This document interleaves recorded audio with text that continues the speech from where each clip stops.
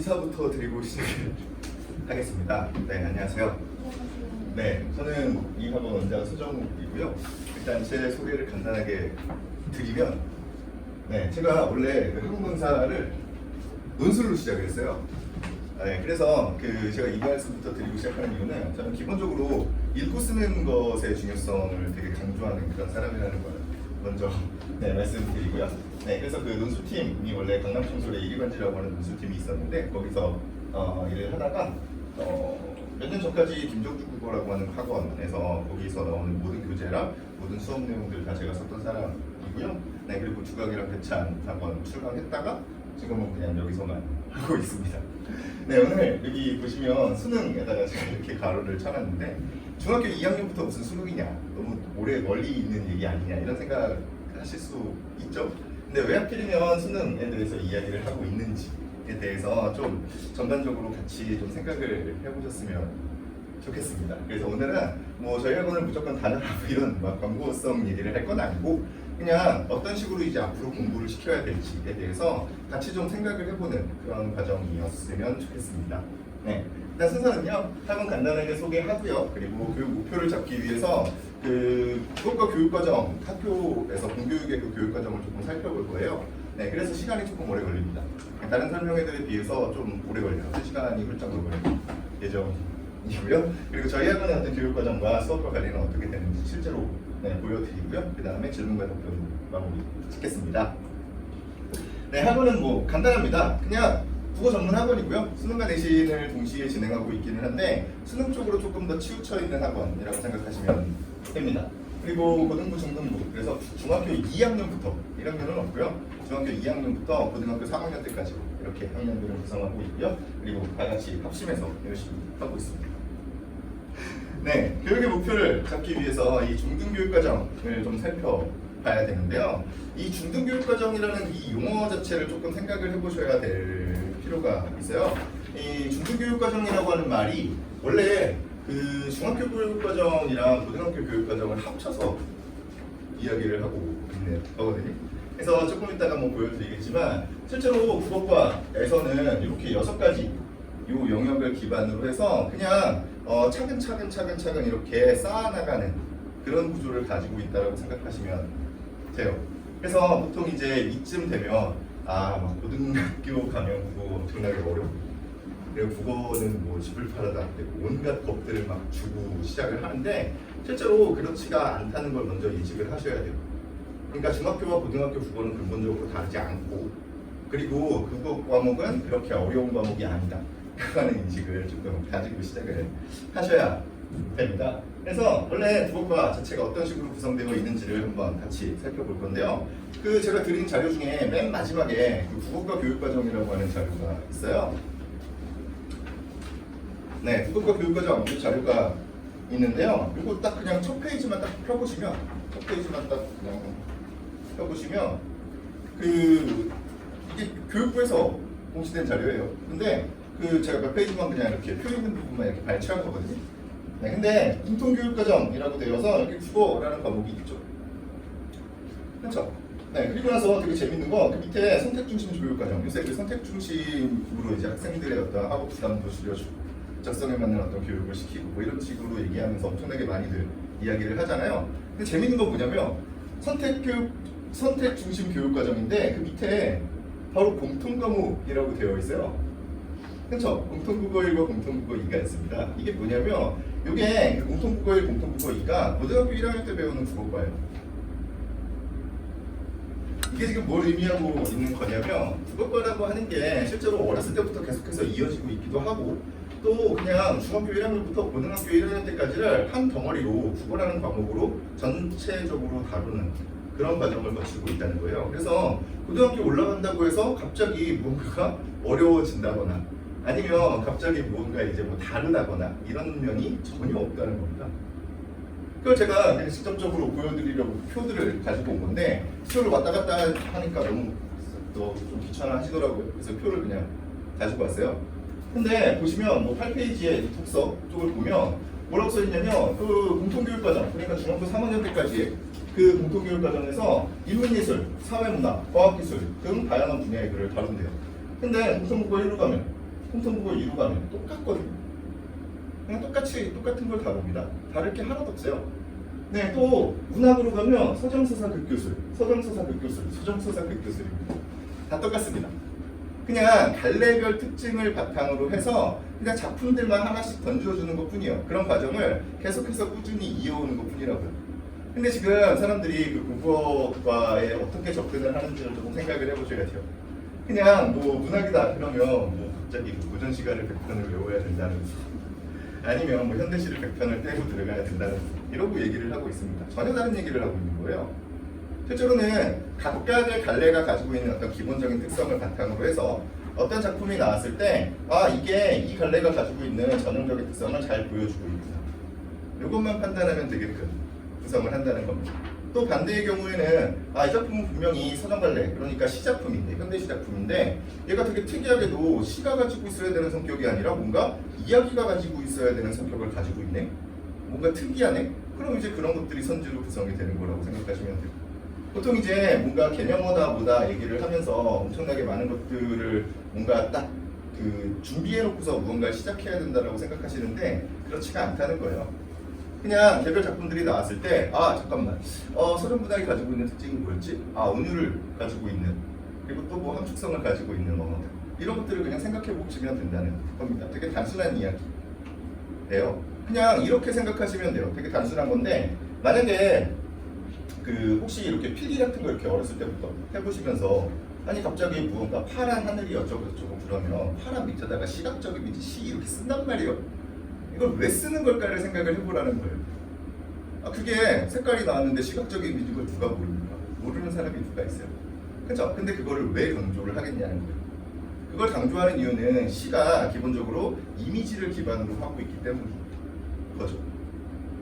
그게 시라고 하는 게 이미지가 중요한 이유는 이 사람이 어차피 그 서정문학이라고 하는 건 자신의 정서를 이렇게 전달하는 것을 목적으로 하고 있는 그런 어떤 관례인데, 이걸 전달을 할 때 사실 가장 가장 정확하게 내 감정을 전달할 수 있는 방법은 실제로 내 감정을 그냥 직접적으로 얘기하는 거거든요. 나 슬퍼, 나 기뻐, 나 즐거워, 이걸 얘기하는 건데 실제로 그렇게 이야기를 하면 문학성이 없죠. 문학으로서의 가치가 없잖아요. 네, 그래서 그걸 이미지를 통해서 이 시적 화자가 보고 있는 또는 듣고 있는 또는 만지고 있는 이 감정을, 이 감각을 그대로 독자들이 느낄 수 있게 중간에 매개가 되기 때문에 중요한 겁니다. 그래서 이게 중요한 거구나, 그래서 여기다가 시각적 이미지라고 필기를 하는구나, 이렇게 접근을 하셔야 된다는 거예요. 그게 아니라 그냥 무작정 이렇게 맨날 필기만 하고 있으면 되게 이상한 얘기죠. 만약에 시에서 뭔가 이렇게 누군가에게 물어보는 이런 이야기들이 나와요. 뭐 했냐? 이런 얘기들이 나와요. 이상하죠. 왜냐면 시라고 하는 건 원래 대부분의 경우에 시적 화자의 독백으로 구성되는 거니까 누군가에게 말을 건네고 있잖아요. 그럼 뭔가 이상하구나. 그래서 이게 필기 내용에 있고 이게 선지로 구성이 되는구나. 그냥 이렇게 간단하게 생각을 하면 됩니다. 근데 다들 어떤 작품을 외우고 이 작품을 시대적 배경이 어떻고 시인이 어떻고 이건 진짜 옛날 방식이죠. 네, 물론 공감이라고 하는 측면에서 어느 정도는 그런 부분들도 분명히 등장을 해요. 근데 그건 당연히 무언가 지식을 주면 그냥 충분히 보고서 확인을 할 수 있는 부분들이라고. 근본적으로 어떤 식으로 문학에 접근을 해야 될지는 조금 다르게 생각을 해보셔야 돼요. 근데 교육과정 자체가 이렇게 잘 짜져 있는데 사람들은 다른 얘기를 하고 있는 거죠. 네, 마찬가지로 문법을 보시면 중학교 때까지 의문체계, 문자체계, 그리고 품사, 문장, 담화, 문법 요소, 한글 맞춤법 등 이런 것들을 다 배워요. 온갖 것들을 다 배웁니다. 그리고 나서 고등학교 1학년 딱 올라가면 의문변도, 그리고 문법 요소. 이 문법 요소가 별로 어려운 건 아니고 그냥 시제나 뭐 피동사동이나 이런 것들 있죠. 높임 표현 이런 것들. 이런 겁니다. 네, 그런 거 배우고요. 2학기 되면 그냥 뭐 국어의 역사, 뭐 세종어제 훈민정, 좀 나란 말씀이 뒷일에다가 그거 그냥 배우는 거고요. 그리고 맞춤법도 이렇게 같이 이렇게 진행이 됩니다. 근데 사실 사람들이 이제 엄밀히 따지면 의문의 체계를 바탕으로 해서 의문의 변동을 배워야 되는 거잖아요. 그렇죠? 네, 그래서 이쪽이 조금 더 어려운 거다라고 이렇게 생각하실 수 있어요. 근데 재밌는 건 뭐냐면 이쪽 요소는 실제로 어렵지가 않아요. 이걸 어렵다고 사람들이 생각을 하는 건 저쪽에 있는 것들을 충분히 자신의 것으로 만들지 못했기 때문에 어려운 거예요. 만약에 문법 요소에서 높임이 어렵다 또는 뭐 시제가 어렵다라고 얘기를 한다면 그건 진짜 말도 안 되는 얘기를 하고 있는 거예요. 시제가 뭐가 어렵습니까? 높임이 뭐가 어려워요? 존댓말 못 쓰세요? 누구나 다 잘 쓰죠. 취재 표현 못 하나요? 다들 잘하죠. 근데 그걸 어떤 식으로 구현하고 있는지를 내가 이야기할 수 있느냐 없느냐의 문제죠. 과거 시제를 드러내기 위해서 선어머러미인 앞과 어을 사용한다. 선어머러미 이런 개념. 애초에 어렸을 때 배우는 그런 개념들로 설명만 할 수 있게 만들어주면 된다는 거죠. 이쪽은 어렵지가 않아요. 그리고 게다가 지금 또는 이제 1년 정도 지나면 이제 중3 되고 그러면 이제 뭐 온갖 얘기들이 다 나오죠. 지금 이제 벌써 중3 학생들은 예비 고1이잖아요. 특정 경우에는 예비 고1이 중3 처음 시작할 때부터 시작하는 중3 시작부터 예비 고1이라고 요새는 붙이는 경우들도 많이 있습니다. 좀 어이가 없는 얘기죠. 그러면서 사람들이 가지고 오는 게 뭐냐면 대부분 여기 있는 내용들을 가지고 와요. 의문변동 이런 걸 가지고 와요. 내년에 똑같은 얘기를 한번 어디 가서 들으시게 될 겁니다. 근데 의문변동을 가지고 오는데 실제로 의문변동은 학생들이 틀리는 부분이 아니에요. 문법에서. 나중에 수능을 보잖아요. 수능을 봤을 때 의문변동 문제가 나오면 한 3등급 정도만 되잖아요. 그러면 안 틀립니다.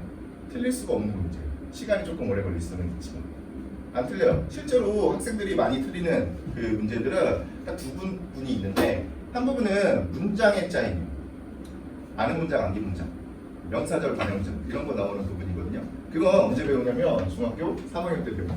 고등학교 때는 다루지 않아요. 마찬가지로 또 한 가지 엄청나게 많이 틀리는 부분이 있는데 합성어, 파생어 나오는 부분이에요. 단어의 형성 파트입니다. 근데 그 단어의 형성 파트는 지금 바뀐 교육과정에 의하면 중학교 1학년 때 배워요. 품사 배우면서 단어가 어떻게 만들어지는가에 대해서. 네, 그래서 실제로 어려운 것들은 중학교에 다 몰려 있는데 고등학교 올라와서 국어가 어렵다고들 얘기를 하고 있는 거 되게 이상한 얘기죠.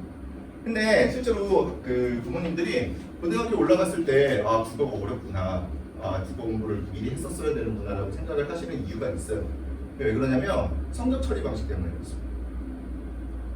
이게 중학교 때 보통 A 정도 나오면 90점 이상 A 정도 나오면 우리 애는 뭐 국어는 별로 문제가 없네 라고 이렇게 생각을 하신단 말이죠.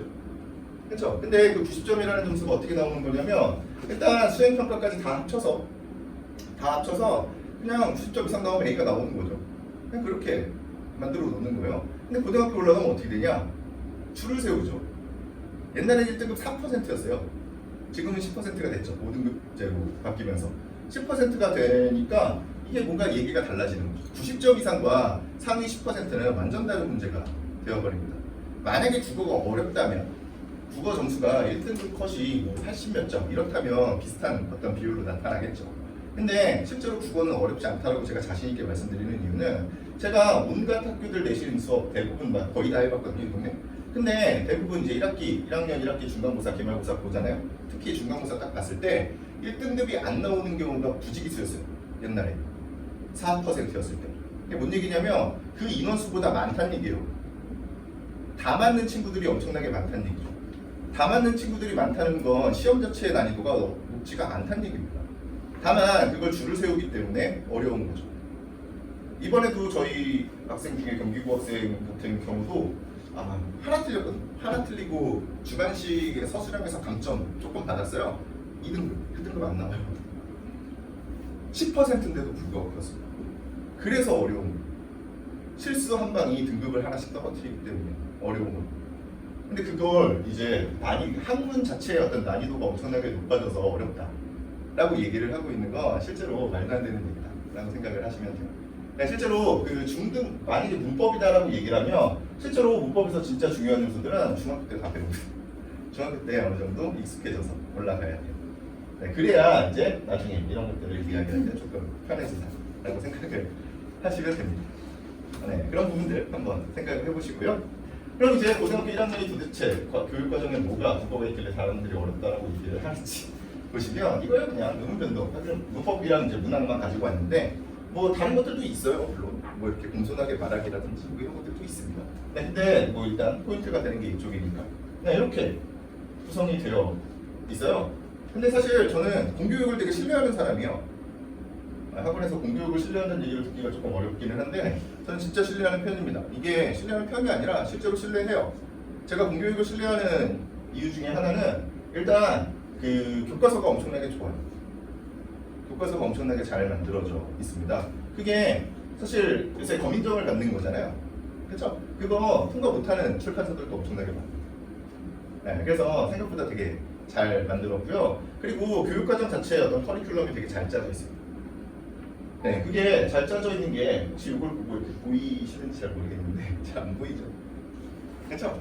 네, 근데 잘 생각해 보시면 이런 거예요. 의문변동이라고 하는 건 어쨌든 어떤 글이 있으면 또는 어떤 문자, 단어들이 있으면 그걸 어떻게 읽을 거냐에 대한 이야기죠. 그렇죠? 라고 쓰지만 거라고 이렇게 읽는다 이런 거잖아요. 그렇죠? 그렇고요. 한글 맞춤법은 어떻게 쓸 거냐의 문제거든요. 소리값을 어떻게 표기를 할 거냐의 문제입니다. 네, 그리고 이 문법 요소를 넘어간다고 쳐도 이 중세국어라고 하는 건 어쨌든 그 국어가 어떤 식으로 변화해 왔는가에 대한 이런 얘기잖아요. 근데 관련성이 실제로 있어요. 왜 있냐면 일단 한글 맞춤법 1항 기억이 안 나시겠죠? 그렇죠? 한글 맞춤법 1항은 표준어를 소리 나는 대로 적되 어법에 맞도록 적는다입니다. 그러면 소리값에 대한 이해가 없으면 그 한글 맞춤법이 그냥 암기 과목이 되어버려요. 네, 또 중세국어는 애초에 소리 나는 대로 적는 것을 원칙으로 했어요. 소리 나는 대로 적어놓습니다. 그래서 소리값에 대한 이해가 생각보다 그 이후의 것들에 많은 영향을 끼칠 수밖에 없는 이런 구조를 가지고 있어요. 또 이게 문학 쪽으로 가면 뭐 달라지냐? 그렇지도 않아요. 문학의 갈래는 아까 전에 계속해서 말씀드린 서정서사급 교수 그 네 갈래 계속해서 얘기를 하고요. 그리고 한편으로 또 진행이 되는 게 한국 문학의 보편성과 특수성에 대한 이야기입니다. 한국 문학만이 가지고 있는 어떤 특수한 성질이 당연히 있겠죠. 그렇죠? 네, 근데 그것이 어떻게 세계인의 마음을 다 울릴 수 있느냐에 대한 부분이 이제 보편성에 대한 부분이겠죠. 근데 되게 재밌는 건 이 한국 문학의 특수성에 대한 이야기를 하려면 어떤 식으로 커리큘럼을 짤 수밖에 없냐면 시대순으로 짤 수밖에 없어요. 보통 이제 통시적이라고 얘기를 하죠. 시간의 흐름에 따라서 이렇게 짤 수밖에 없는데 그렇게 짜면 어떤 것들이 존재할 수밖에 없냐면 중세국어로 쓰여져 있는 작품들이 등장할 수밖에 없어요. 그래서 그 고등학교 1학년 2학기가 되면 사람들이 되게 어려워하는 부분 중에 하나가 이제 가사 작품이 등장을 하는데 가사가 뭐냐면 시조랑 비슷하게 생겼는데 엄청나게 긴 것들 있잖아요. 관동별곡, 3인곡, 성민곡 이런 것들 있잖아요. 네, 그런 것들이 등장합니다. 더 어려워하죠. 하나씩 외우기도 시조 한 편 외우는 거랑 좀 또 차원이 다른 그런 문제니까. 그렇죠? 근데 실제로 교육과정에서 요구하고 있는 건 기본적인 어떤 문법 지식, 중세국어 지식을 바탕으로 해서 읽어내라는 거거든요. 네. 그래서 진짜 어려운 부분 같은 경우는 사실 물어볼 필요도 없고요. 네, 그리고 진짜 어려운 부분이 있다.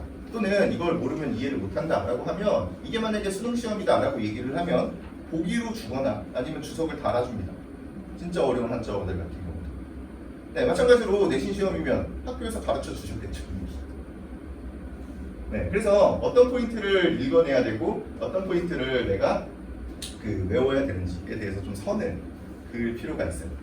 네, 근데 그런 것들 다 무시하고 그냥 다들 뭐 저쪽 고등학교 올라가면 문변동이 어렵다. 저거 배워야지. 그냥 뭐 여기 가면 이제 가사 작품 나오니까 그냥 시조 100편 외워야지. 이렇게 접근을 하고 겁니다. 되게 희한한 방식을 사용을 하고 있죠. 네, 근데 재밌는 건 그렇게 하면 인기가 있죠. 딱 왜? 고전 시가를 요 몇 주 동안 정리를 해준다니까. 딱 무언가가 마무리되는 그런 느낌이 드니까. 근데 실제로 그런 게 있겠습니까? 그런 건 없습니다. 존재하지 않아요. 네, 그래서 일단 수능과 내신에 대해서 다시 이제 좀 말씀을 드려야 될 것 같은데, 네, 여기 기본적인 어떤 국어 지식이 있어요. 아까 전에 처음에 제시해놨던 그 기초 국어 지식 요 6가지의 영역은 동일합니다. 수능이든 아니면 뭐 내신이든 동일하게 이렇게 포함이 되어 있고요. 근데 내신과 수능 그냥 근본적인 차이만 생각해 보시면 되는데 내신은 그 미리 알고 있는 지문이 문제에 등장을 하는 거예요. 근데 수능 시험은 그렇지가 않죠. 처음 보는 내용을 기반으로 하고 있어요. 물론 그 뭐 수능 특강에서 연계가 되기는 해요. 조금 더 그 어떤 그 학습의 어떤 부담감을 줄여주기 위한 그런 것들이죠. 근데 어쨌든 기본적으로는 이런 특성을 가지고 있어요. 그래서 보통 이제 어떤 수능 설명회나 기타 등등 설명회를 가보시면 뭐 여기 수능 수업하시는 분들이 저기 이제 내신 수업하시는 분들을 약간 무시하는 경향이 있거든요. 그런 거 잘 못 느끼셨죠? 네. 약간 나중에 그런 일들이 벌어질 텐데 이게 왜 그러냐면 이쪽을 되게 고차원적인 거라고 생각하기 때문에 그래요. 사람들이. 근데 이게 고차원적이냐? 실제로 그렇지가 않아요. 만약에 이게 그 어떤 학문의 깊이로 따져본다면 실제로는 저쪽이 훨씬 더 깊은 거죠. 왜냐면 그 내용 자체를 미리 가르쳐줘요.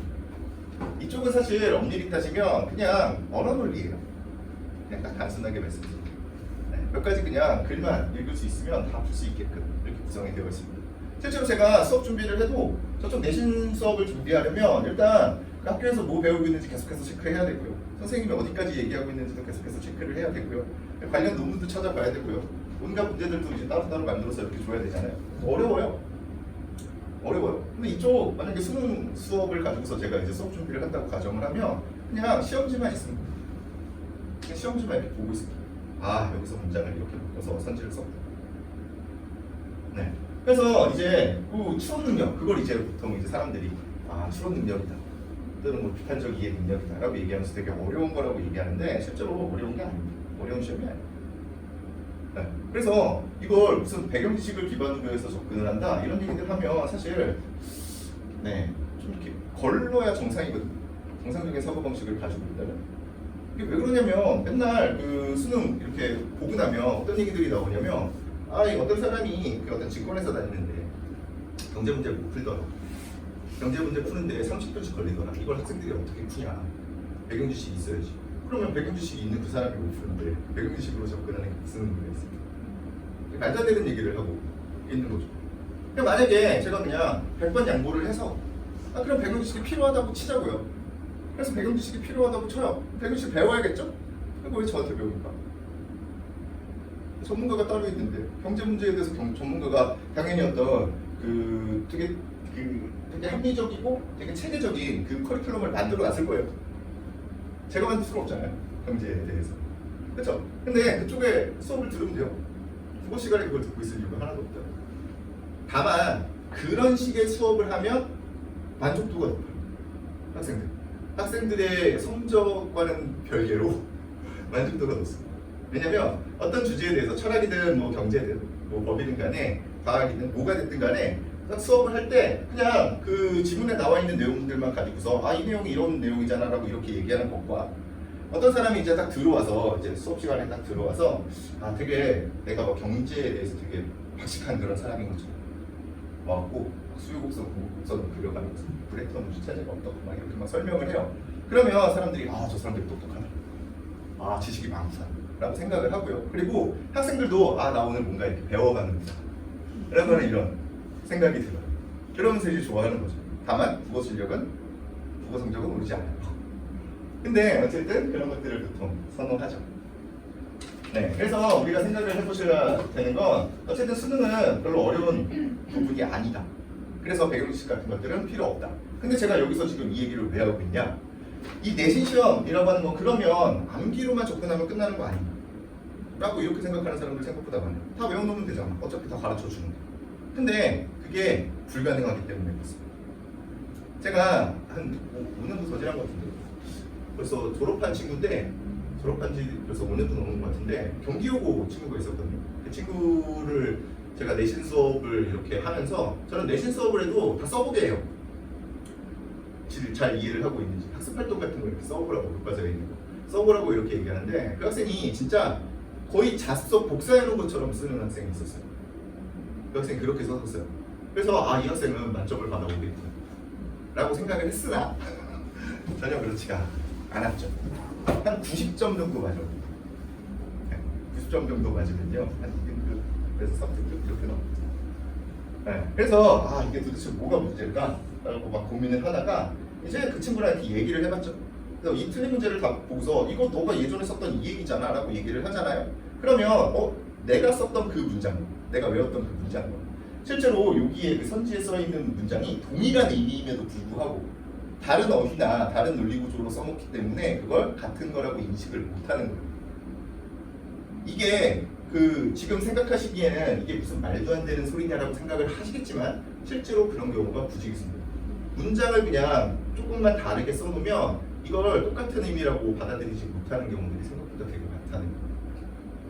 근데 그게 사실 실제로 수능시험이 원래 그렇게 나오거든요. 수능시험이 원래 그렇게 나오는 시험이에요. 배경지식이 필요 없다니까요. 그냥 거기 나오는 내용을 바탕으로 해서 그냥 풀면 돼요. 네, 근데 그걸 못 풀잖아요. 똑같은 얘기입니다. 아무리 많이 외워갔다고 해서 그걸 정확하게 답을 다 맞출 수 있는 게 아니라는 거죠. 그래서 제가 수능 얘기를 시작을 한 거예요.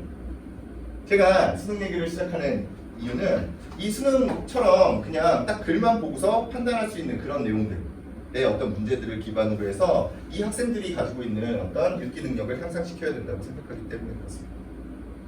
네, 그래서 저희 학원은 수능 수업을 하고 있는 거죠. 중학교 2학년인데 무슨 수능 수업이냐, 무슨 수능 수업이냐가 아니라 이거 수능을 잘 보기 위한 하나의 방법이기도 하지만 기본적으로 글 자체를 이해하는 능력을 키우는데 가장 최적화되어 있다고 생각하기 때문에 이걸 제재로 사용을 하고 있는 거라고 생각을 하시면 됩니다. 네, 그러면 그 수능 시험이 도대체 어떤 성격을 가지고 있는지 조금 더 말씀을 드리면 이 대학 교육에 필요한 수학 능력을 측정한다. 이건 뭐 평가원에서 밝힌 내용이에요. 그래서 이게 사실 그 대학 교육 자체가 무언가 전문적이고 조금 깊은 지식들을 배우는 거잖아요. 대학에서 배우는 지식이. 근데 그 어떤 깊은 지식을 요구하는 것이 아니라 그거에 접근할 수 있는 그 학문을 닦을 수 있는 능력만 측정을 한다는 거예요. 그냥 그 어떤 책이 있으면 그 책을 이해할 수 있냐만 물어보겠다는 거예요. 이게 국어과에서 얘기한 목표죠. 네, 고등학교 교육과정의 내용과 수준에 맞는 출제를 하고 있다. 그래서 교육과정을 한 번씩 훑어봐야 되는 거고요.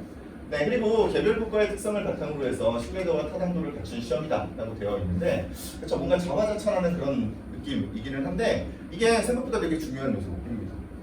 실제로 그 주변에 아시는 분들 있으시면 뭔가 이렇게 그 국어과와 관련되어 있는 일을 하고 계시거나 아니면 무언가 이제 문해력이니 문식성이니 하는 쪽에 좀 관심 많으신 분들 있잖아요. 그런 분들이 만약에 주변에 계시면 학원 같은 데 가서 이렇게 상담받는 거 말고 그냥 순수하게 아시는 분, 순수한 그 친구들, 네, 이런 분들이 만약에 계시면 한번 물어보세요.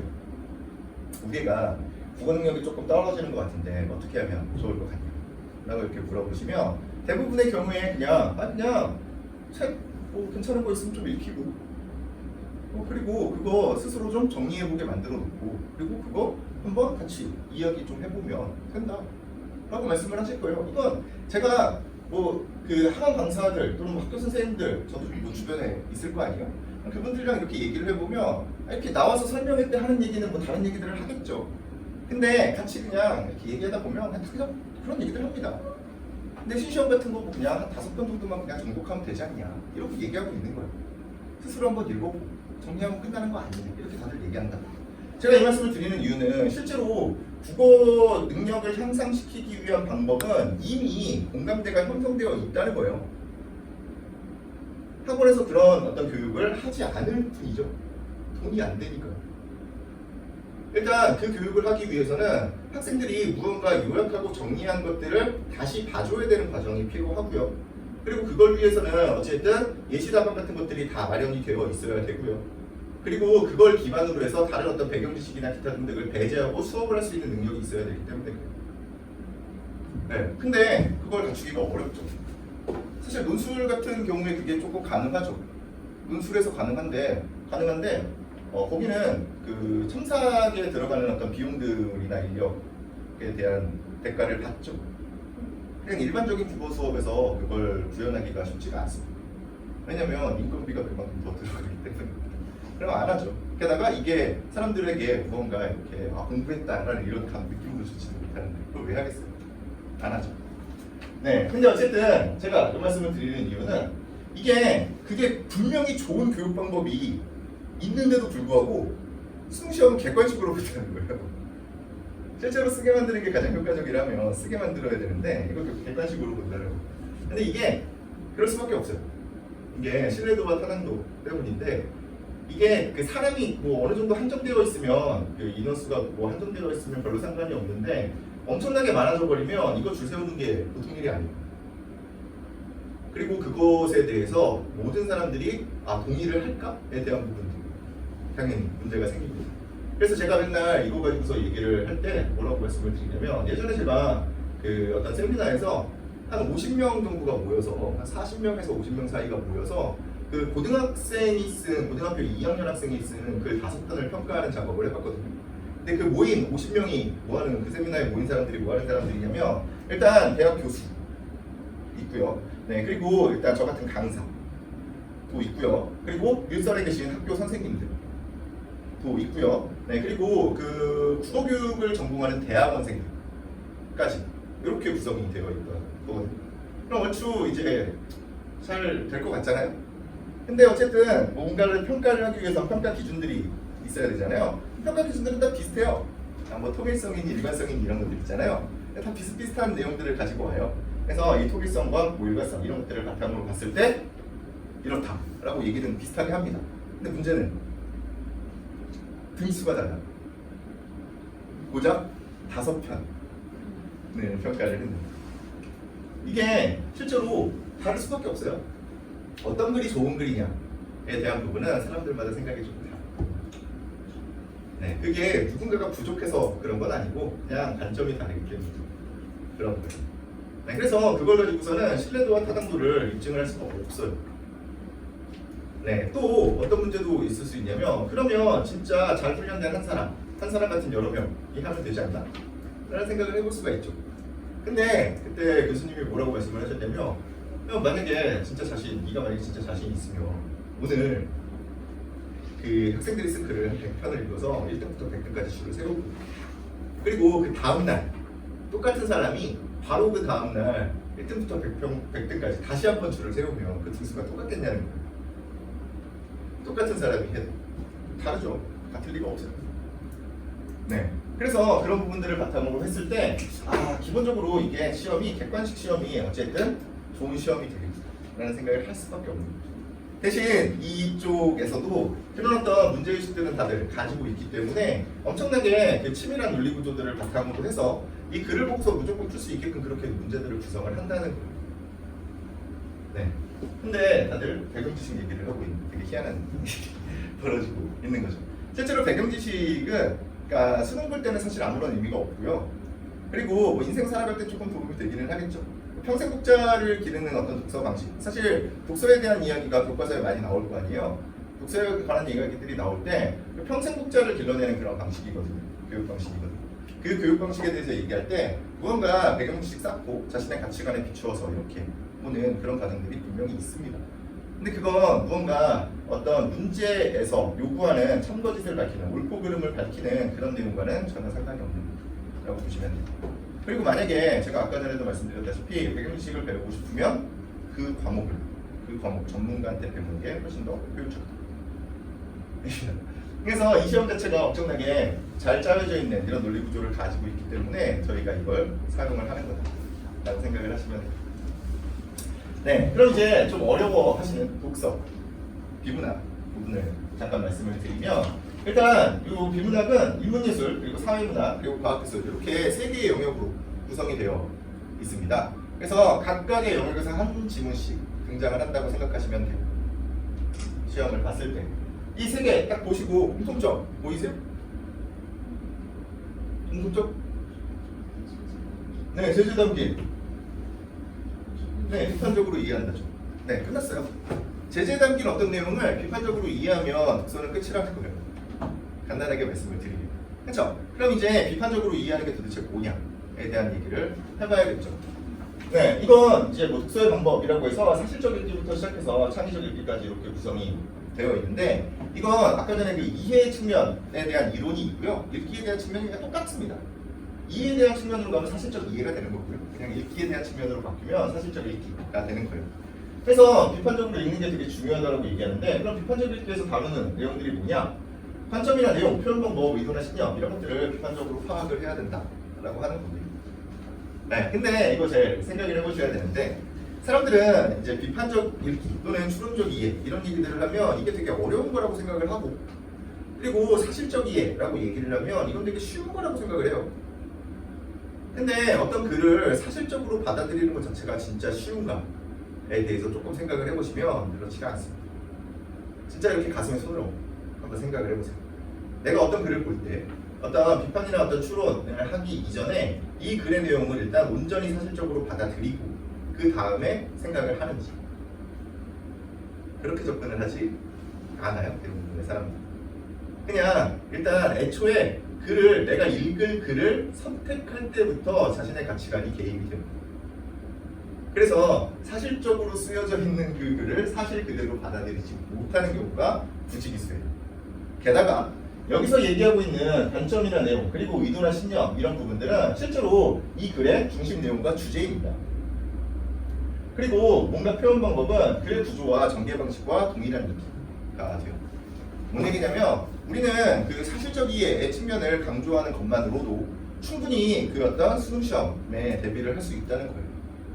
게다가 이게 되게 그 인간이 살아감에 있어서 되게 중요한 능력이거든요.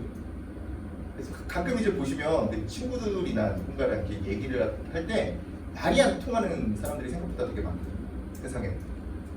네, 그게 사실적으로 무언가를 받아들이지 않아서 그렇죠. 자기 하고 싶은 얘기만 계속해서. 근데 이 능력은 되게 중요한 요소입니다. 근데 이게 시험에도 직접적으로 관련이 얼마나 중요하겠습니까? 그럼 이제 사실적 읽기 능력을 어떻게 향상시킬 것인가에 대한 얘기를 해봐야겠죠. 네, 일반적으로 글은 그 종류에 따라 관습적인 구조를 갖추고 있는 경우가 많아요. 이건 여태까지 나왔던 얘기들은 다 교과서에 나와 있는 얘기예요. 제가 뭐 만든 얘기도 아니고. 그래서 그런 관습적인 구조를 갖추고 있는 경우가 많은데, 예를 들어서 논설문은 선언, 본론, 변론이래요. 우리가 보는 대부분의 설명문은 처음, 중간, 끝이죠. 네, 이게 구조입니다. 단순한 얘기죠. 이게 구조예요. 네, 그리고 각 글의 부분들은 정의, 비교, 대조의 시, 열거, 기타 등등의 어떤 내용 전개 방식에 의해서 구성이 된대요. 이게 구성 방식입니다. 됐나요? 네, 그래서 이 전체적인 구조와 부분적인 구성 방식을 파악하면 글의 주제를 정확하게 파악할 수 있다. 입니다. 그래서 이걸 시켜야겠죠. 근데 이런 것들을 보면 되게 어려운 거라고 생각을 하시는 경우가 있는데, 물론 뭐 논설문, 서론, 본론 또는 뭐 설명문, 처음, 중간, 끝 이걸 어렵다고 생각하시는 분은 없을 거예요. 근데 뭐가 어렵다고 생각하실 거냐면 뭐 정의, 비교, 대지, 예시, 열거 이런 어떤 그 전개 방식이 어려울 거라고 생각을 하시는 경우들이 생각보다 많더라고요. 근데 이 전개 방식 이게 그 교과서가 이렇게 쭉 진행되면서 비문학식 글들이 계속해서 등장을 할 테니까 이 글은 어떤 전개 방식이 사용되었다가 계속해서 쌓일 거 아니에요. 계속해서 쌓이는데 그 쌓이는 부분을 한 번에 이렇게 정리하는 학년이 있어요. 한 번에 정리하는 부분이 언제냐면 중학교 2학년 때입니다. 네. 이 얘기는 중학교 2학년이면 그만큼 뭐 어렵다라고 말씀을 드리는 게 아니라 중학교 2학년 수준만 되면 충분히 이해할 수 있다는 얘기를 하고 있는 거예요. 누구나 어떤 글을 사실적으로 이해할 수 있는 능력을 가지고 있다는 얘기입니다. 그래서 밑에 한 줄만 더 읽어보면 글 전체를 완전히 이해하려면 읽은 내용을 자신의 말로 요약하면서 종합하거나 재구성할 수도 있어야 한다. 교과서에 나와 있는 내용이고요. 교과서에 나와 있는 내용은 진짜 길게는 뭐 짧게는 몇십 년, 길게는 몇천 년 동안 이어져 있는 그 어떤 이론이에요. 이미 다 정해져 있다니까요. 글 읽기 능력을 향상하기 위해서, 국어 능력을 향상시키기 위해서는 이걸 시키면 된다고요. 그냥 간단하게. 네. 근데 어려우니까 안 하는 것 뿐이죠. 실제로 요약시키고요. 실제로 읽게 만들고, 직접 읽게 만들고, 요약하고 정리하고, 재구성할 수 있게 만들어주고, 그걸 봐주기만 하면 끝이라는 겁니다. 되게 단순한 얘기죠. 근데 단순한 걸 실제로 실천할 수 있느냐는 또 다른 문제인 거죠. 제가 보통 이제 보통 요쪽 국내에서 어떤 식으로 이제 뭐 물론 사람들은 별로 아는 사람이 별로 없기는 하지만 저를 아시는 분들은 보통 이제 뭐라고 말씀을 하시냐면 어떤 기초를 다지는데 좋은 수업이다 라고 얘기들을 하시는데, 그게 뭐 제가 기초라고 얘기하니까 진짜 기초인 줄 알고 있는 건데 실제로 기초이기는 해요. 근데 기초적인 지식이 바탕이 되면 그 위에 어려울 게 하나도 없어요. 그리고 수업 내용은 실제로 그렇게 쉽지는 않습니다. 네, 왜냐하면 다른 부분들과 같이 관련지어서 생각해야 봐야 되는 부분들을 계속해서 제시를 하고 있기 때문에 그래요. 네, 어쨌든 독서는 이렇게 끝난다고 생각하시면 되고요. 문법은 뭐 더 단순합니다. 단순해요. 문법은 사람들이 보통 이제 암기 과목이라고 생각하시죠. 엄청나게 외울 게 많다라고 생각을 하실 거예요. 근데 실제로 암기 과목이냐 또는 외울 게 엄청나게 많냐? 그렇지가 않아요. 문법을 12년 동안 배우잖아요. 그렇죠? 이제는 문법을 피해갈 수도 없는 세대고, 그렇죠? 12년 동안 배우는데 내가 알고 있어야 되는 지식이 어느 정도냐? 그걸 이제 판단을 해보기 위해서 뭘 해보시면 되냐면 수능 특강을 한번 사보시면 되죠. 수능 특강에 안 나오는 내용을 문제로 내겠어요? 고등학교 졸업생들을 기반으로 해서 안 내요. 그러면 수능 특강에 나와 있는 해설 내용이 전부잖아요. 그만큼만 알면 되잖아요. 그러면 지금 체제에서는 지금 언어와 매체로 되어 있는데 그 언어와 매체 중에 언어 부분 있죠. 책을 그냥 뭐 인터넷 같은 데서 그냥 보셔도 돼요. 네, 언어 부분이 있으면 언어 부분에서 문제 다 빼고 설명하는 부분만 몇 페이지인지 세워보시면 돼요. 네, 해마다 조금 다르긴 한데 한 20페이지 안팎 정도 됩니다. 20페이지 안팎. 12년 동안 20페이지의 지식을 쌓는 게 이게 암기 과목이라고 얘기를 하고 있네요. 되게 희한한 일이죠. 네, 그렇지가 않아요. 별로 배울 게 없습니다. 게다가 모국어 사용자이기 때문에 더더욱 그렇습니다. 이 표는 품사표예요. 문법 배우면 제일 처음 배우는 거. 명사, 대명사, 수사. 이거 얘기하는 이 품사표인데 이걸 제가 이렇게 표를 중간에 다 지우고 이걸 한번 써봐라 라고 이렇게 중학교 2학년과 중학교 3학년 이렇게 두 집단을 데려다 놓고 써보라고 얘기하면 누가 더 잘 쓸까요? 약간 그 질문의 의도가 좀 보이죠? 그래서 중학교 2학년이 더 잘 씁니다. 왜 그럴까요? 네, 이게 중학교 1학년 때 배우는 거기 때문입니다. 배운 지가 얼마 안 돼서 외워본 지가 얼마 안 돼서 그렇습니다. 근데 이게 그냥 우리가 우스갯소리로 얘기하면서 넘어갈 수 있는 그런 얘기기도 하지만 실제로 반대로 생각해보면 이게 엄청나게 큰 문제예요. 문법은 쌓여요. 그리고 각각의 영역들이 연관성이 있습니다. 차후에 중학교 3학년 때 사람들이 문장을 어려워하는 가장 큰 이유 중에 하나가 애초에 품사 얘기들이 그냥 섞여서 들어가기 때문에 그래요. 문장 성분 얘기를 할 때 주어가 뭐냐라고 얘기하면 체언에다가 주격부사가 결합한 형태야 이렇게 얘기를 한단 말이에요. 근데 체언, 명사, 대명사, 수사인 걸 몰라. 또는 주격조사, 조사 중에 어떤 게 주격조사인지 몰라. 그러면 주어부터 헷갈리기 시작하는 거예요. 그럼 또 그걸 다 따로 외워야 돼. 주어는 체언에다가 주격조사가 더해지고 아니면 체언에다가 무언가 보조사가 더해지고 아니면 체언이 단독 이걸 외우고 있어야 되는 일들이 벌어집니다. 근데 이게 그냥 그 품사에 대한 지식이 있는 학생들 같은 경우는 그냥 되게 당연한 일로 받아들일 수가 있습니다. 이름 자체가 주격조사잖아요. 걔는 정체성이 조사고요. 그리고 격조사고요. 그리고 주어임을 나타내주는 거예요. 이렇게 접근이 가능해야 된다는 거예요. 그래서 이걸 일단 기본적인 어떤 것들에 대해서 외우고서 그냥 사기처럼 외우고 그냥 쓰고 그거 가지고 시험 보고 이게 중요한 게 아니라 이게 무엇인지에 대해서 조금 더 생각을 해보는 그런 시간이 필요하다는 거죠. 근데 더 문제가 뭐냐면 진짜 이 문제를 학생들의 문제를 되게 단적으로 보여주는 예인데 이거 그냥 뭐 쓰라 그러고 제가 몇 마디 이렇게 옆에서 이거 이거잖아 라고 얘기하면 대부분 다 이거 채우거든요. 특히 이 동네 학생들은 대부분 다 채워요. 다 채우고 나서 이건 이제 뭐 중학교 2학년 3학년만의 문제는 아니에요. 그냥 재수생까지 다 넣어놓고 그냥 제가 이렇게 물어보거든요. 근데 이거 다 그렸는데 잘 채웠는데 혹시 품사가 뭔지 아니? 라고 물어보잖아요. 그러면 대답하는 친구가 10명 중에 한두 명이에요. 이게 뭘 의미하는지 잘 생각을 해보셔야 돼요. 품사표를 그렸는데 품사의 정의를 모르는 이런 일들이 부지기수라는 거예요. 네. 그래서 기본적인 용어들, 그 용어들이 도대체 어떤 의미를 가지고 있는지를 기반으로 해서 생각을 전개해 나가야 한다는 겁니다. 네, 실제로 그 몇 년 전에 어떤 문제가 등장을 한 적이 있는데 엄청나게 많이 틀렸던 문제예요. 정답률이 한 30%대 정도 되는 그 정도 문제였거든요. 그럼 거의 그 해 수능에서 가장 어려운 시험 그 문제라고 생각하시면 될 거예요. 근데 뭐였냐면 수문 그림 찾기라고 하는 단어가 있어요. 수문 그림 찾기라고 하는 단어가 있는데 수문이라고 하는 부분과 그림이라고 하는 부분이 관형사랑 명사가 결합된 거냐 아니냐만 판단하면 풀 수 있는 문제. 수문과 그림이 있는데 관형사랑 명사가 결합한 거예요. 이것만 판단하면 되는 거예요. 자, 맞나요? 아닌가요? 라고 물어보면 조금 지금 대답하시기가 조금 곤란하실 수 있는데 일단 이 관형이라는 말을 먼저 생각을 해보셔야 돼요. 이 관형이라는 말은 실제로 이제 다른 것들은 명사 그럼 이 명이니까 이름이잖아요. 대명사 그러면 이름 대신하는 거잖아요. 수사할 때 수는 숫자잖아요. 그래서 이게 되게 직관적으로 딱 들어오거든요. 근데 이 관형이라는 말은 잘 안 들어와요. 관형이 도대체 근데 이 관형이라는 말이 들어가 있으면 무조건 체언을 수식하는 기능을 하거든요. 체언을 수식해요. 명사, 대명사, 수사를 수식하는 기능을 해요. 그럼 왜 이름을 이렇게 지었을까를 생각해봐요. 관은 갓관자를 써요. 머리에 쓰는 모자입니다. 형은 무슨 모양이나 형태 이거죠. 문장 속에서 또는 어떤 단어와의 관계 속에서 갓의 역할을 하고 있다는 거예요. 모자의 역할. 근데 모자가 어떤 역할을 하는 거죠? 요새야 뭐 이렇게 패션 아이템으로 이렇게 쓰는 게 모자겠지만 옛날에는 물론 현재도 그래요. 현대 사회에서도 이게 뭐 모자 이렇게 별 4개 달린 이런 모자는 아무나 쓸 수 있는 모자가 아니에요. 그렇죠? 옛날에 갓은 아무나 쓸 수 있는 게 아니에요. 뭐 심지어 뭐 오히려 어떤 왕관 같은 거 아무나 쓸 수 있는 게 아니죠. 그렇죠? 이 위에 머리 위에 쓰는 이 모자라고 하는 것은 기본적으로 밑에 있는 몸 체를 꾸며주는 지위와 신분을 드러내는 그런 수단이에요. 그래서 이름을 이렇게 지어놓는 겁니다. 됐나요? 그럼 이제 다시 여쭤볼게요.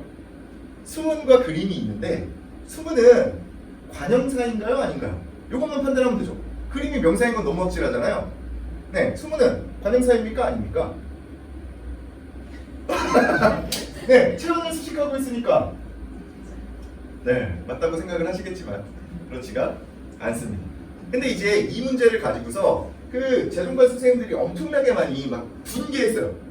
왜 분개를 했냐면 내가 이걸 관형사랑 관형어를 구별하는 문제를 도대체 몇 번을 얘기를 했는데 1년 동안 이걸 틀려오냐 이렇게 막 되게 분개를 했거든요. 근데 이게 그 학생들한테만 뭐라고 할 수 있는 문제가 아니라 이걸 가르치는 사람들 입장에서도 조금 생각을 해봐야 되는 그런 문제입니다. 이게 왜 그러냐면 실제로 관형어라고 하는 건 관형이라는 말이 붙어 있고 뒤에 어가 붙어 있잖아요. 주어, 서술어, 목적어 같이. 이쪽은 문장 성분 얘기예요. 기본 단위가 어절 이상이라고. 근데 이쪽은 사가 붙어 있는 애들은 사실 이건 다 단어거든요. 하나의 단어 차원에서 이야기를 하는 겁니다. 그럼 사실 무언가를 비교대조하고 이게 아니면 무엇이다라고 얘기를 하려면 원래는 어떤 식으로 얘기를 해야 되냐면 관형사가 아니면 다른 어떤 품사다라고 얘기를 하는 게 정상적이죠. 근데 다들 이건 관형사가 아니라 관형어야 이렇게 얘기를 하거든요. 그럼 헷갈리죠. 같은 기준에서 얘기를 할 수가 있어야 되는 건데 그렇게 하지 않고 있습니다. 근데 이게 관형사가 아닌 이유에 대해서 좀 생각을 해보시면 좋은데 이 표를 봤을 때 표를 사람들이 그냥 이렇게 그림을 외우고만 있다니까요. 분명히 근데 이걸 쓸 수 있잖아요, 학생들은. 그러면 이 관형사면 이 관형사는 수식어니에요. 뭔가를 꾸며주는 말이에요. 그리고 형태가 변하지 않는 불변어예요. 그리고 단어에 속하는 거죠. 그렇죠? 그럼 수문은 형태가 변하지 않나요? 수문이 형태가 안 변해요? 그냥 고정되어 있는 형태예요? 편하죠. 그럼 최소한 얘가 불변어는 아니라는 거예요. 이것만 판단하면 풀 수 있는 거라니까요. 네, 기본적으로 중학교 1학년 학생들도 풀 수 있는 문제라고. 근데 고3 학생들이 못 푼다니까요. 그게 교육 방식이 그렇기 때문에 라고 생각을 하시면 됩니다. 더 쉽게 접근을 해볼까요? 더 쉽게? 만약에 이 표를 어느 정도 이해했다고 가정을 하고 이제 모국어 사용자인 걸 한번 이용을 해보자고요. 제가 수문 그림 찾기에서 수문이라고 하는 단어의 뜻을 몰라요. 몰라서 국어사전을 찾아볼 거예요. 그럼 이제 제가 물어볼 수도 있죠. 국어사전을 좀 한번 찾아봐 주시겠어요? 이렇게 여쭤보잖아요. 그러면 수문 찾으실 거예요. 수문을 찾으시는 분이 어디 있습니까? 다 숫자를 찾죠. 그렇죠? 숫자를 찾는다는 건 걔가 원래 기본형이 숫자라는 걸 이미 알고 있는 거라니까요. 근데 그걸 이용을 못해요. 학생들은 그냥 어떤 식으로 이제 공부들을 해왔냐면 어떤 지식이 있으면 잠깐만 수문이라고 하는 단어가 관형사였나 아니었나 내가 외워놓은 그 지식에서 관형사에 얘가 있나 없나를 그것만 판단하려고 시도를 하고 있다니까요. 내가 일상 속에서 어떤 행동들을 하고 어떤 식으로 내가 그 품사들을 단어들을 이해를 하고 있는지 기본적인 모국어 사용자들이 할 수 있는 그런 일들에 대해서 전혀 생각을 하고 있지 않다는 겁니다. 네, 되게 단순하게 풀 수 있는 그런 문제죠. 네, 그래서 엄청나게 쉽게 접근이 가능하다라고 생각하시면 됩니다. 그리고 기본적인 어떤 용어들을 외워놨을 경우에 그 어떤 이해가 조금 깊어졌을 경우에 나중에 문법이 외우는 게 아닌 게 되어버려요. 뭔가 계속해서 연결되는 부분들이 있습니다. 그건 조금 이따 다시 말씀을 드릴게요. 네, 그래서 저희가 이제 수업에서 지향하는 바와 지양하는 바를 이렇게 써놨는데 일반적으로 뭔가 막 지식을 막 주입하는 그런 수업은 하지 않습니다. 물론 어떤 특정한 정보를 줄 수는 있죠. 당연히 주기는 줘야겠죠. 근데 그런 것들을 막 외워서 테스트를 본다거나 이런 식의 수업은 하지 않습니다. 만약에 그런 수업을 한다면 사실 할 필요가 없어요. 참고서에 있는 내용들을 그대로 계속해서 외워라라고 얘기한다면 그냥 책 사서 그거 외우면 돼요. 그걸 왜 수업 돈 주고 와서 그걸 수업을 듣고 있습니까? 똑같은 얘기들을 하고 있습니다. 네. 그리고 뭔가 이렇게 암기 그런 거 별로 안 좋아하고요. 기계적으로 막 문제 푸는 거 이런 것도 별로 안 좋아해요. 저희 그 한 주에 그 다루는 내용 자체가 뭐 중학교 2학년 정도 한 15문제. 뭐 그래서 뭐 문학 한 지문 한 세트, 그리고 뭐 비문학 한 지문, 네, 그리고 문법 몇 문제 정도밖에 안 돼요. 네, 그것만 가지고 진행을 합니다. 그래서 저희가 되게 싫어하는 것 중에 하나가 뭐냐면 그 매일 3개씩 푸는 그런 것들 되게 싫어합니다.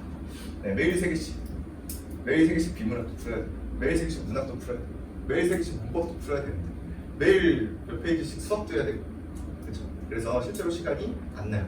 그런 식으로 빨리빨리 문제를 푸는 그런 습관들을 들이고 나면 국어 성적이 안 올라요. 어떤 글에 대해서 충분히 생각해보는 그런 시간을 갖지 않으면 전혀 오르지 않습니다. 그래서 그 책 자체를 제가 뭐라고 하는 건 아니고, 그 책 자체를 이용을 하시려면 좀 이렇게 넓게 보고 또 길게 보고 생각을 하셔야 돼요. 만약에 그 책 뭐 해설도 잘 돼 있고 깔끔하게 편집도 되어 있고 좋잖아요. 좋은 책이라서 그냥 하루에 3개씩 하려고 욕심을 내지 말고 뭐 일주일에 한 3개 정도씩 하면 돼요. 네, 한 이틀에 하나? 정 길면 뭐 이렇게 뭐, 네, 더 생각해봐도 상관없습니다.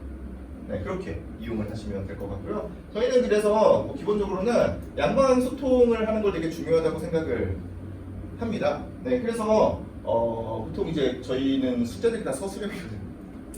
다 쓰는 겁니다.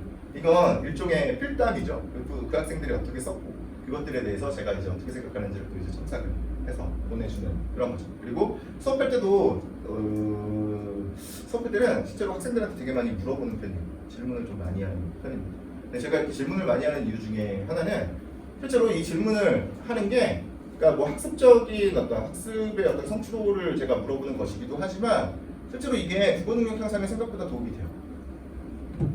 이게 어른들과 대화를 해보는 것 자체가 생각보다 도움이 많이 됩니다. 그래서 만약에 국어 공부를 그 학생들의 국어 공부를 도와주고 싶으시다면 가장 이게 쉽다고 보기 조금 그렇지만 가장 이제 그 접근성이 좋은 방법이 학생들과 대화를 해주시는 거예요. 네, 이게 왜 그러냐면 우리 애들이 뭐 이렇게 엄청나게 착하고 순진한 우리 애는 너무 순진해.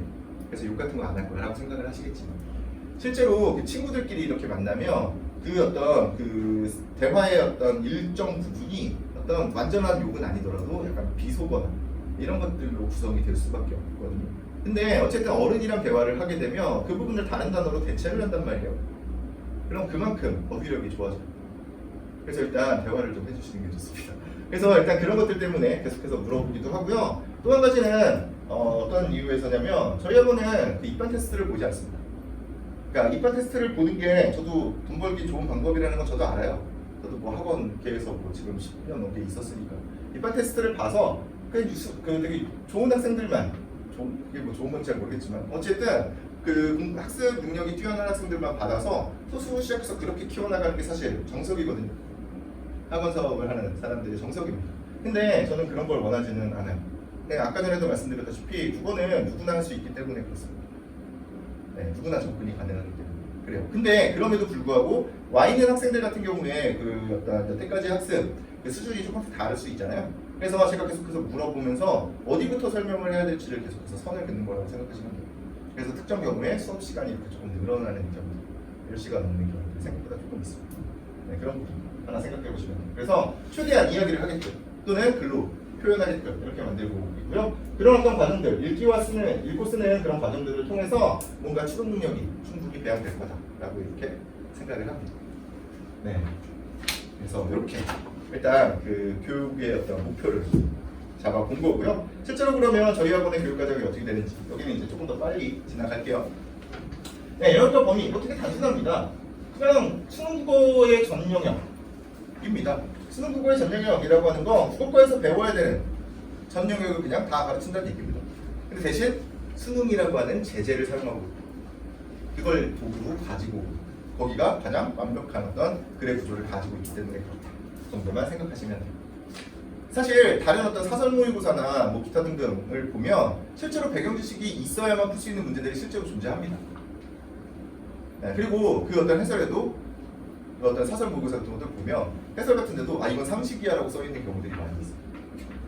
네, 그리고 그거에 대한 상식을 뒤에 붙여주는 이런 식의 어떤 그 교재 구성 방식들이 있거든요. 근데 수능은 그렇지 않아요. 전혀 필요 없습니다. 그래서 일단 글을 보고서 이 문장과 저 문장 또는 이 문단의 어떤 내용이 이렇게 요약이 되는지 이런 것들을 계속해서 판단할 수 있게끔 만들고 있어요. 이건 모든 내용 다 똑같습니다. 네, 이렇게 구성이 되어 있고요. 그리고 정규반과 특강으로 구성이 되어 있는데 중학교 2학년부터 고등학교 3학년 때까지 구성이 되어 있어요.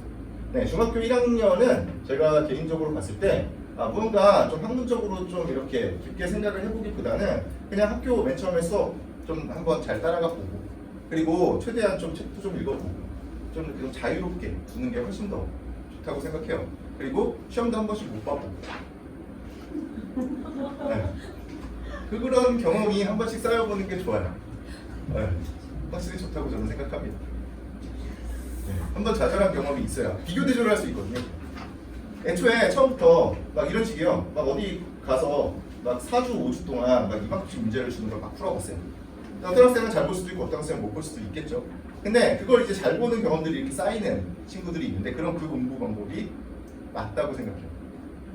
그럼 차후에 만약에 진짜 그 중학교 교육과정에서 시험 문제를 내면 진짜 2학년이면 뭐 문학지문 한두 개, 비문학지문 하나 뭐 이 정도 문법 조금 이렇게 나올 텐데 그걸 가지고서 문제를 이만큼을 풀면 고등학교 올라가면 문학작품 뭐 10몇 개, 뭐 비문학지문 뭐 한 4개, 뭐 문법 한 부분 이렇게 나오면 문제집 이만큼 풀어야 되거든요. 그거 풀 수 있겠냐고? 못 풀어요. 네, 그래서 일단 어떤 식으로 공부를 해봐야 될지 한번 실패도 해보고 경험을 좀 해보는 게 좋을 거라고 생각을 합니다. 그래서 중학교 2학년 정도부터 다니면 될 것 같고요. 그리고 뭐 이렇게 5개 학년을 이렇게 열어놓으니까 이렇게 오래 다녀야 되나 이런 생각을 하실 수가 있는데 그렇지 않아요. 저희 학원은 그냥 되게 짧게 다녀도 상관없습니다. 저희의 목표는 그냥 습관을 들이게 만드는 거예요. 스스로 요약하고 정리해보는 습관 그리고 무언가 어휘를 찾아보는 습관 이런 습관을 들이는 것을 목적으로 하기 때문에 실제로 뭐 오래 다닐 필요가 별로 없습니다. 이렇게 얘기하면 좀 웃긴 그렇죠. 설명해서 이런 얘기를 하면 좀 웃기긴 한데 네, 사실 뭐 별로 이렇게 습관만 든다면 오래 다닐 필요가 별로 없어요. 그래서 특정 학생들 같은 경우에는 여러 가지 사정이 있겠죠. 뭐 기숙사를 들어가는 학생들도 있을 수 있고 그렇죠. 뭐 여러 가지 이유에 의해서 방학 때만 이렇게 오는 친구들도 있고 네. 그리고 뭐 그냥 학원은 이제 그만 다니고 저한테 계속해서 질문하는 되게 피곤하게 계속해서 질문하는 그런 친구들도 많이 있어요. 네. 근데 뭐 괜찮아요. 좋잖아요. 얼마나 좋아요. 네. 그래서 다른 학원에서 이제 수업을 들었는데 이해가 안 된대요. 그래서 이제 저한테 이제 설명을 들으러 오는 그런 거죠. 네. 뭐 되게 재밌는 애들이 많습니다. 네, 그래서 그냥 그런 식으로 어떤 관계를 유지해 나가면서 어쨌든 그 학생의 습관만 뭔가 천천히 읽고 그리고 충분히 생각해보고 어휘도 찾아보고 이런 습관을 들이는 것이 저희가 가지고 있는 가장 큰 목표라고 생각하시면 돼요.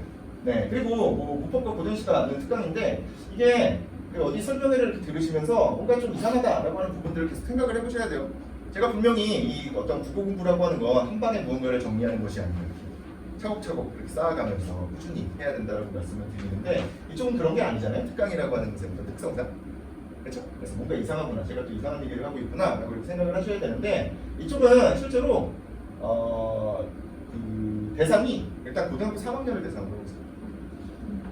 방학 때만 이제 이렇게 여는데 그 중에서 이제 고등학교 1학년 교육과정까지 국어과를 한 번 다 도는 그런 학생들 같은 경우에 고등학교 한 2학년 정도부터는 한 번씩 보는 것도 괜찮다고 얘기를 하는데 중학생들한테는 별로 추천드리지 않습니다. 온다 그래도 제가 거의 막는 편이에요. 네, 그냥 천천히 좀 생각해보는 게 훨씬 더 중요하기 때문에 그렇습니다. 네, 커리큘럼은 뭐 이렇게 중학교 2학년, 3학년 이렇게 짜져 있는데 실제로 이게 그 공통적으로 들어가는 부분들이 여기 지금 고전 시간랑 어휘에 대한 부분이 있잖아요. 고전 시간은 그냥 한 편씩 그냥 읽어보는 거예요, 편하게. 시조 한 편 정도씩 그냥 줍니다, 계속. 그러면서 이게 그냥 우리말이라고 하는 인식만 생길 수 있으면 돼요. 이거 가지고 막 외우고 이런 거 시키지도 않아요. 그냥 이렇게 읽으면 돼요. 이렇게 그냥 그 정도 얘기를 하고 있고요. 어휘는 무조건 다 찾아오는 겁니다. 네, 다 찾아오는 걸로 이렇게 구성이 되어 있어요. 이건 뭐 공통적으로 계속해서 진행이 되는 거고요. 이게 문법과 문학과 독서 세 가지 어떤 큰 틀을 가지고서 진행을 하는데 문법은 보시다시피 중학교 2학년과 3학년이 동일합니다. 동일한 이유는 일단 그냥 1년을 기준으로 해서 한 바퀴를 그냥 돌린다고 생각하시면 돼요. 1년을 기준으로 한 바퀴를 돌리는데 한 바퀴를 돌리다 보면 어쨌든 이쪽과 이쪽의 연관성 같은 것들이 계속해서 보입니다. 네, 그래서 지금 이제 문장 파트가 여름에 시작이 될 텐데 문장 얘기를 하려면 당연히 품사 얘기를 할 수밖에 없어요. 품사와의 연관성이 당연히 있기 때문에. 그래서 이게 같이 들어간다고 생각하시면 돼요. 그래서 제가 가끔 이제 그 문법 같은 거 특강을 하잖아요. 첫 시간에 이제 품사를 얘기한단 말이에요. 품사를 다 얘기하고 나서 그 다음 시간에 이제 문장 성분을 얘기하면 제가 그냥 농담식으로 이렇게 얘기합니다. 다음 시간 안 하도 됩니다. 어차피 얘기를 다 한 거를 거꾸로 얘기하는 거예요. 품사 쪽에서 문장 쪽으로 이렇게 연결되는 게 문장 쪽에서 품사 쪽으로 이렇게 반대로 연결되기 때문에 그렇습니다. 네, 그래서 갑자기 문장 어려운 것부터 얘기하면 뭐 어렵지 않을까라고 고민들 많이 하시는데 아무 상관없어요. 어차피 같이 연결돼서 나간다고 생각하시면 됩니다. 네, 그리고 문학 같은 경우는 갈래별로 보통 이렇게 나가는데 이번 파트에서는 이제 고전소설 그리고 고전, 시가, 고전 쪽을 조금 다루려고 합니다. 그래서 이걸 다루는 건 그냥 각각의 어떤 갈래가 가지고 있는 특성을 고전이라고 해서 그게 뭐 그렇게 크게 다르지 않다라고 하는 걸 그냥 보여주는 차원이라고 생각하시면 돼요. 그래서 고전이라고 해서 뭐 엄청나게 어렵지도 않아요. 네, 이렇게 구성이 되어 있고요. 그리고 독서 같은 경우는 그 인문예술 사회 쪽을 조금 강조를 하는 생각입니다. 그래서 그쪽 질문을 조금 가지고 생각이 그래서 이렇게 식으로 구성이 되어 있다는 거 확인하시면 될 것 같아요. 같습니다. 그럼 이제 수업이 어떻게 진행되는지 직접적으로 말씀을 드릴게요. 일단 그 수업은 오자마자 테스트를 보고 시작을 합니다. 이 테스트는 뭔가 이렇게 줄 세우고 뭐 이렇게 남기고 막 이러기 위해서 보는 건 아니고 그냥 한번 먼저 읽어보라는 차원에서 이야기를 하는 거다라고 생각하시면 돼요. 그러니까 국어 공부는 무조건 어떤 식으로 접근해야 되냐면 이건 뭐 어떤 학원을 가도 마찬가지인데 먼저 무조건 이거 학교 수업을 들어도 마찬가지고 인강을 들어도 마찬가지인데 먼저 무조건 읽어보고 들어가게끔 만들어주셔야 돼요. 먼저 읽어보고 내가 생각을 한번 해보고 그 다음에 그걸 저 사람은 앞에서 얘기하는 저 사람은 뭐라고 얘기를 하는지를 얘기를 이렇게 들어보면서 서로 이렇게 비판적으로 사고를 해보는 게 필요합니다. 그냥 무작정 이쪽에서 얘기하는 사람 이쪽에서 이야기하는 게 무조건 진리다 이러면서 받아들일 필요가 없어요. 네. 특정 경우에는 어떤 학생들 같은 경우에는 저보다 훨씬 더 훌륭한 학생들도 있을 수 있어요. 나이가 어렸고 특정 경우에는 또 특정 어떤 주제에 대해서는 저보다 더 어떤 더 높은 수준에서 이야기를 할 수도 있죠. 네, 그런 것들을 서로 이렇게 의견을 맞춰보는 거라고 생각하시면 돼요. 그래서 먼저 보는 테스트는 그냥 읽어본다 라고 생각하시면 돼요. 오늘 배울 내용. 네, 그리고 테스트를 보고 나서 수업을 하는데 수업은 오프라인 현강을 기본으로 하고 있고요. 온라인으로 계속해서 똑같이 그 실시간으로 전송이 되고 있고요. 그리고 만약에 뭐 못 본다 그러면 나중에 온라인으로 보면 됩니다. 네, 이렇게 구성이 되어 있고요. 점검은 이제 나중에 과제장 보면서 같이 말씀을 드릴게요. 조금 더 자세히 말씀을 드리면 테스트는 크게 두 가지가 있는데요. 여기 그 제가 드린 자료 중에 003이라고 써 있는 게 하나가 있고요. 그리고 이렇게 주관식 물음표가 그려져 있는 주관식이 있습니다. 이 003이라고 되어 있는 부분은 원래 책으로 나가는 거예요. 그냥 문제들만 구성이 되어 있습니다. 네, 문제들이 그냥 문법 몇 문제 있고요. 그리고 비문학 지문 있고요. 그 다음에 문학 한 세트 이렇게 구성이 되어 있다고 보시면 됩니다. 뭐 특정 경우에는 뭐 문학이 두 세트가 될 수도 있고 특정 경우에는 비문학이 두 세트가 될 수도 있습니다. 네, 그냥 그렇게 구성이 되어 있어요. 그냥 수능 기출 문제들 구성이 되어 있는 것들이라고 생각하시면 됩니다. 그래서 요거 객관식 문제 한 15문제 정도 푸는 거 그리고 이쪽은 어휘 테스트 조금 자세히 보시면 이건 그냥 처음에 부분에는 어휘 테스트를 그냥 봅니다. 본인들이 찾아온 어휘를 기반으로 해서 보고 있습니다. 네, 나중에 과제장을 보시면 아시겠지만 직접 찾아오거든요. 직접 찾아온 걸 기반으로 해서 네, 문제를 24문제씩 본다고 보시면 됩니다. 네, 근데 이게 그 어휘를 가지고서 제가 저한테 되게 유리하고 편하게 이 어휘 공부를 시킬 수 있는 방법이 있는데 뭐가 있냐면 이제 대부분의 학원에서 사용하는 방법인데 그 어휘책을 만드는 거예요. 저도 어휘책 뭐 많이 만들어 봤거든요. 네, 어휘책을 이렇게 만들어요. 어휘책을 만들고 그걸 한 40주차, 50주차로 이렇게 나눠요. 나눠놓고 오늘은 1주차, 내일은 2주, 다음 주는 2주차 이걸 외워와라. 그리고 문제는 한 40문제 정도 볼게요. 또는 50문제 정도 보고 40문제 이하로 맞으면 제시험. 네, 이렇게 보면 아주 편하고 좋거든요. 저도 편하고요. 또 어떤 이익이 있냐면 책도 팔 수 있어요. 그래서 엄청나게 이익이 되게 다각도로 오는데 실제로 그게 별로 그렇게 어휘력 향상에 도움이 되지 않습니다. 그러니까 물론 안 하는 것보단 나아요. 안 하는 것보단 낫습니다. 그래서 안 하는 것보단 나은데 이게 본인이 직접 읽어본 글, 그래서 본인이 직접 찾아본 어휘를 가지고서 테스트를 보는 게 가장 효율적이라서 이걸 하고 있습니다. 그래서 찾아온 것들을 기반으로 해서 어휘 테스트를 보면 대부분의 경우에 뭔가 뭐 어느 정도 이제 그 숙제 성실하게 해온 학생들 같은 경우는 20문제 보면 24문제 보면 20문제 이상씩 맞아요. 대부분. 그래서 별로 그렇게 숙제만 해오는 데서 딱히 재시험이나 기타 등등도 없습니다. 네, 그리고 문법 쪽은 그냥 기본적인 용어를 몇 개 그냥 써보도록 뒤에 이렇게 만들어놨어요. 근데 실제로 제가 아까 전에도 말씀드렸다시피 기본적인 용어가 별로 없어요. 그래서 되게 계속해서 반복이 됩니다. 그래서 그냥 나중에 주성분, 주어, 서술어 이거 쓰기 너무 귀찮으면 주 이렇게만 써도 됩니다. 서 이렇게만 써도 된다고 얘기를 하는 편이에요. 네, 그리고 시조, 고전 시가 같은 경우는 그냥 한번 해석해보는 거예요. 그냥 한번 읽어본다고 생각하시면 됩니다. 그래서 이런 테스트를 추가 시각 객관식을 한 30분 정도 본 후에 실제로 이제 수업을 하죠. 수업을 할 때 제가 가장 중요하게 여기는 건 어쨌든 글만 가지고서 여기에 나와 있는 한정적인 정보만 가지고서 우리가 생각해 볼 수 있는 것들을 최대한 생각해 보자. 그래서 텍스트만 가지고서 이해할 수 있는 내용들, 다른 어떤 배경 지식을 배제하고 여기 나와 있는 내용들만 가지고서 이해할 수 있는 내용들로 일단 구성을 할 거고요. 그 다음에 좀 이상한 얘기하고 있죠. 방금 전에 제가 배경 지식부터 얘기하고 여기 배경 지식을 얘기하니까. 근데 여기서 얘기하고 있는 배경 지식은 국어과에서 제공되는 배경 지식은 얘기를 해줘야 돼요. 그러니까 이 사람들이 어떤 만약에 고전 시가를 배우는데 어떤 양반 사대부가 쓴 어떤 시조가 나왔어요. 그러면 그 사람들이 어떤 기본적인 사고 방식은 어느 정도 이해를 하고 있어야 얘기를 할 수가 있죠. 네, 그래서 그런 부분들에 대한 어떤 배경 지식. 그러니까 국어과에서 제공되는 배경 지식은 얘기를 하지만 나머지 배경 지식은 얘기를 하지 않는다. 네, 그리고 질문과 답변으로 특정 주제에 대해서 자유롭게 토론한다라고 얘기하는데 이게 뭐 인원이 진짜 적으면 조금 더 자유로워지는데 인원이 뭐 조금만 늘어나도 자유롭게 토론까지는 사실 불가능합니다. 다만 어쨌든 계속해서 아까 전에 제가 말씀드렸다시피 계속해서 소통을 유도하고 있다는 점 정도만 확인하시면 될 것 같아요. 네, 그럼 실제로 수업이 어떤 식으로 진행이 되는지 간단하게 몇 가지만 말씀을 드릴게요. 네, 이게 그 문법에서 의문에 대한 부분인데 혹시 학생들 공부하다가 중학교 2학년이면 대부분의 경우 이제 종선 발음 원칙을 배웠을 텐데 혹시 학생들이 뭔가 이렇게 공부하면서 가느다란 물방울 뭐 이런 거 얘기하는 거 보신 적 있어요? 가느다란 물방울. 관심이 별로 없으시군요. 네, 가느다란 물방울이 뭐냐면 우리말에서 종성에서 소리가 나는 그 어떤 음문이 가느다란 물방울 이렇게 7개가 있다는 거예요. 그래서 사람들이 그걸 이제 그렇게 외웁니다. 뭐 재밌죠?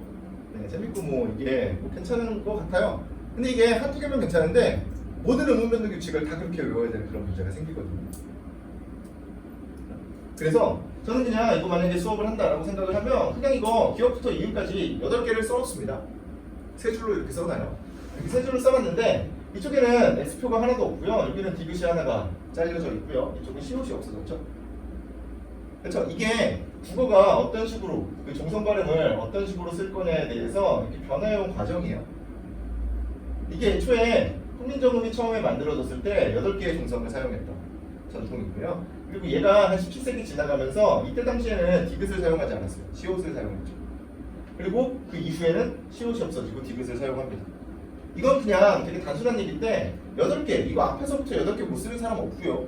그리고 이게 하나가 없어지는 이유는 그냥 중복됐기 때문이다 만 생각하면 돼요. 근데 그런 것들을 이야기하면서 일단 중세국어에서의 어떤 팔종성 가조경이라고 하는 부분을 하나 더할 수가 있고요.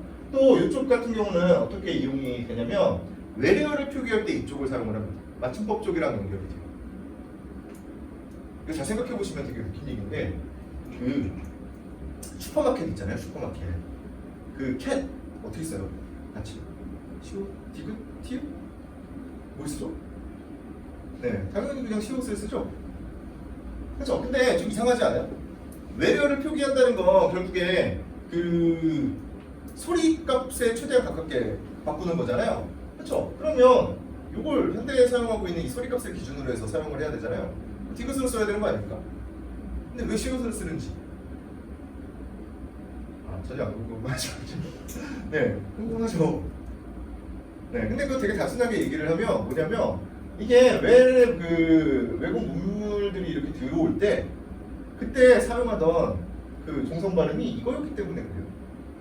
그래서 종성 발음에는 디귿을 쓰지 않고 시옷을 씁니다. 근데 어쨌든 이렇게까지 얘기를 해도 이걸 암기잖아요. 그럼 이제 일상생활로 이제 넘어와서 생각을 해보자고요. 우리말은 기본적으로 이걸 가지고 또 모두 연결을 시켜서 얘기할 수 있냐면 연음이라고 하는 게 있어요. 라고 이렇게 쓰지만 실제로 발음은 먹어. 종성 발음을 살려낼 수 있는 방법이 있단 말이죠. 그래서 뒤에 모음으로 시작하는 형식 형태소가 온다라고 보통 얘기를 하는데 그걸 모르더라도 충분히 우리는 종성 발음을 살려낼 수가 있단 말이에요. 그러면 뒤에 주사 같은 거 붙여보는 거죠. 이거 설명이 끝나고 슈퍼마켓에 가시는지 슈퍼마켓에 가시는지 슈퍼마켓에 가시는지를 생각해 보시고 모국어 사람들은 누구나 그냥 슈퍼마켓에 간다라고 얘기를 하잖아요. 그 관습이 남아있기 때문에 규정 자체를 이걸로 정해놓은 것 뿐이라고요. 되게 단순한 얘기가 됩니다. 그래서 요거 하나 가느다란 물방울을 외우는 게 중요한 것이 아니라 기본적으로 요게 나오기 위한 어떤 역사적인 과정 그리고 요것과 관련되어 있는 맞춤법 규정까지 같이 이야기를 할 수가 있다는 거예요. 그리고 나서 조금 더 나아가면 이쪽은 자음 체계표라고 하는 표예요. 이건 중학교 3학년 되면 다들 외워요. 네, 근데 이 자음 체계표에서 이렇게 두꺼운 글씨로 이렇게 써놓은 요거 7개가 아까 얘기한 그 음절의 흑소리 규칙 가느다란 물방울입니다. 딱히 외울 이유가 별로 없어요. 이게 우리말 자음의 소리값인데 나머지 애들이 종성에 오면 피읍이 오면 피읍으로 키우시 오면 디귿으로 키우기 오면 기역으로 이렇게 바뀌는 것 뿐이에요. 그래서 만약에 무언가를 외워야 한다 라면 가느다란 물방울을 외워야 되는 게 아니라 이 표를 외워야 돼요. 이 표의 애가 어떤 식으로 구성이 되어 있는지를 확인해 보는 게 좋죠. 네, 그리고 나서 이 표가 나오면 그 이후의 과정이 뭐냐면 의문의 변동이에요. 어떻게 바뀌는지. 그럼 이제 의문의 변동 얘기가 나오면 비음화라는 게 나오거든요. 비음화? 비음화예요, 이름이. 그렇죠? 네, 비음. 여기 있잖아요. 비음. 비음, 비음, 이음이 비음이죠. 화는 뭐죠? 화. 네, 뭐가 되는 거잖아요. 그럼 비음이 되는 거예요. 그럼 우리가 그냥 생각해 볼 수 있는 게 비음이 되기 위해서 애초에는 비음이 아니었어야 되죠. 그렇죠? 그럼 비음이 아닌 얘네들이 비음이 얘네로 바뀌는 게 비음화입니다. 그럼 이 표를 그냥 알고 있으면 그냥 얘네들이 이걸로 바뀌는구나 또는 얘가 이렇게 바뀌겠지 이렇게 간단하게 생각하면 이게 정의예요. 근데 사람들이 이게 정의를 또 이제 외우고 있는 거죠. 또 말을 만들어야 되잖아요. 그럼 이제 바닷가에서 만난 마누라 이러고 외우고 앉아있는 거예요. 되게 어이가 없는 일이죠. 김덕배 씨가 만난 오다 이렇게 외우고 있는 거예요. 이걸 하나하나 그러고 외우고 앉아있습니다. 그래서 이제 된소리 되기가 있어요. 된소리 되기. 된소리가 되는 거죠. 그렇죠? 그럼 애초에 여기 된소리는 여기 있잖아요. 그럼 된소리가 아닌 애가 된소리가 되겠죠. 그렇죠? 근데 거센소리도 어차피 센 소리인데 된소리가 될 리가 없잖아요. 그러면 예사소리가 된소리가 되는 게 된소리 되기라고요. 그렇죠? 그럼 된소리가 있는 이렇게 5개가 있어요. 그럼 이 5개가 요 5개로 그냥 바뀌는 거구나. 이렇게 그냥 확인하면 돼요. 이게 뭐가 어렵습니까? 이걸 뭘 외워요? 근데 이제 이것도 외워야 되잖아, 사람들이. 그쵸? 그러니까 또 이렇게 외우고 있어요. 근데 이건 뭐 말을 만들기가 너무 어려운가 봐요. 그쵸? 된소리 5개가 연속으로 주어지는 걸 외우기가 어렵잖아요. 그러니까 학생들이 약간 좀비처럼 이렇게 다니면서 그드브 쓰지 이러고 있다니까요. 이게 도대체 무슨 일이냐고요. 이 표만 보면 그냥 저기가 나오는데 거기에 조금의 지식만 더해주면 돼요. 이게 왜 뒤에 말이 된소리로 나냐? 왜 된소리로 뒤에 나냐면 앞에 오는 그 음절의 끝소리가 기역이나 디귿이나 비읍일 때 뒤에 말이 무조건 된소리가 되는 겁니다. 왜 그러냐면 이 기역이나 디귿이나 비읍 같은 경우는 원래 파열음, 터지는 소리예요. 막고 있다가 소리의 어떤 그 공기의 흐름을 막고 있다가 다 이렇게 터트리는 소리거든요. 근데 이게 동성에 오면 안 터져요. 이러면 안 터지잖아요. 그래서 얘가 안 터지기 때문에 뒤에 터트리는 거예요. 단순한 구조입니다. 그냥 그것만 얘기해 주면 돼요. 근데 그걸 그드부스를 외우고 있는 희한한 일이 벌어지고 있는 거죠. 온갖 거 다 외우는 거죠. 그럼 거센 소리 내기도 그렇게 외우고 유음화도 그렇게 외우고 다 그렇게 외우는 거예요. 되게 어이없는 일들이 벌어지고 있다는 거예요. 이 표만 가지고서 충분히 추론이 가능한 것들이라는 거죠. 네, 이게 어디로까지 연결이 되냐면 이것도 마찬가지로 맞춤법이랑 연결이 될 수 있어요. 네, 깍두기가 있는데 깍두기 어떻게 써요? 두라고 씁니까? 뚜라고 씁니까? 네, 두라고 쓰죠. 이건 그냥 우리가 흔히 쓰는 것이기 때문에 그냥 당연하다고 생각할 수도 있는데 그걸 왜 그렇게 쓰는지 이유를 말할 수도 있어요. 기본적으로 소리값은 똑같아요. 두라고 쓰나 투라고 쓰나. 아까 전에 말씀드린 것처럼 여기 기억이 있기 때문에 앞에 깍에서 기억이 있기 때문에 DMR은 무조건 된소리가 될 수밖에 없어요. DMR이 당연히 된소리가 된다면 무조건 될 수밖에 없다면 굳이 그걸 된소리로 써놓을 이유가 없는 거예요. 그래서 생각만 조금 해보면 외워야 될 것들이 기하급수적으로 줄어든다는 거죠. 실제로 맞춤법에서 제일 어려운 부분이 뭐냐면 뭐 생각하다 같은 것들 있잖아요. 그렇죠? 그런 것들에다가 뭐 지 같은 거 또는 건대 뭐 이런 애들이 붙을 때 하가 그냥 다 사라지는 경우가 있고 히읗이 남는 경우가 있어요. 그런 거 이제 판단을 하는 거죠. 그러면 생각지라고 써야 될지 생각치라고 써야 될지 이거 두 개를 이제 고민하는 거죠. 히읗이 남냐 안 남냐를 가지고서 얘기를 하니까. 그럼 이제 그걸 가지고서 이제 저도 어서 동영상 같은 데서 봤는데 어떤 사람이 나와갖고 그게 노란 양말 막 이러면서 이렇게 비음이나 유음 이렇게 노란 양말 이런 애들이 이렇게 있으면 DMR을 이렇게 치와 같이 뭐 단원 컨대 이런 식으로 그 거센 소리로 히읗을 남겨서 센 소리를 내야 돼 이렇게 얘기를 하고 있어요. 그리고 이게 나머지가 오면 그렇게 할 필요가 없어 센 소리가 날 필요가 없어 라고 이렇게 얘기를 하더라고요. 완전 잘못된 정보 반대예요. 얘네가 아니라 기역 디귿 비음이 왔을 경우에 DMR이 세게 소리가 나기 때문에 히읗을 남길 필요가 없는 거예요. 네, 저건 좀 어렵죠. 네, 이게 결국에 조금만 생각을 해봐도 어떤 맞춤법이 그냥 이어진다는 거. 네, 이런 부분들 조금 생각을 해보셔야 돼요. 그래서 문법도 실제로는 암기로 접근하는 것이 아니라 모든 학문은 일단 무조건 외워야 되는 부분들이 분명히 있어요. 그래야 대화가 되니까. 근데 기본적인 용어들을 바탕으로 해서 충분히 추론들이 가능하다라고 하는 점을 생각을 해보셔야 됩니다. 네, 원래 비문학도 하나 얘기를 해볼까 했는데 일단 시간이 없으니까 넘어가겠습니다. 네, 그래서 이제 점검을 하는데 일단 학생들이 와서 테스트 볼 때 제가 일단 먼저 기본적으로 이제 체크들을 쭉 해요. 과제장을 걷어서 쭉 체크들을 하고요. 그 다음에 수업 중에 이제 수교 선생님이 첨삭을 직접 해줍니다. 뭐 미리 좀 얘기가 있어요. 얘기를 먼저 해서 어떤 부분들을 많이 틀리고 이런 부분들을 얘기를 한 다음에 그걸 기반으로 해서 조금 이제 첨삭을 해주고요. 그 다음에 수업 후에 학생이 그 첨삭 내용, 첨삭 성적표를 이렇게 주거든요. 첨삭 내용 한번 읽어보고 그리고 집에 가서 이게 제공되는 해설지 하나 그냥 같이 읽어보면 튜토리얼이라고 보시면 됩니다. 그리고 밑에 있는 과제 중에 틀린 얘기는 뭐냐면 이게 뭐 모든 사람이 다 올 필요는 없고요. 과제를 잘 못하는 친구들, 과제를 조금 덜 해오는 친구들 이런 친구들이 있으면 제가 평일에 부릅니다. 네, 평일에 불러서 과제를 좀 하게 만들고 있어요. 네, 그 정도 생각해 보시면 되고요. 과제장은 직접 보시는 게 제일 좋을 텐데 이거 실제로 나가는 과제장입니다. 이 책상 그림 있는 그 교재가 두 개가 있어요. 프린트가. 하나는 좀 깔끔한 거 직접 나가는 거, 빈 종입니다. 네, 많이 비어 있고요. 한쪽은 약간 여기 네모칸, 과제장 옆에 네모칸 쳐져 있는 얘 같은 경우는 실제로 학생이 해온 거예요. 저희가 이거 학생이 이거 해오면 계속해서 이거 스캔해서 보관하거든요. 네, 그래서 그 중에 하나를 이렇게 가지고 왔다고 보시면 됩니다. 과제장은 뭐 되게 단순해요. 그냥 다 쓰는 겁니다. 다 쓰는 건데요. 처음 보시면 정답의 근거 찾는 부분이 있어요. 정답의 근거를 직접 찾는 거예요. 네, 본인이 오늘 풀어본 문제 있잖아요. 그 풀어본 문제들의 정답의 근거를 직접 써보는 겁니다. 이게 왜 그럴까?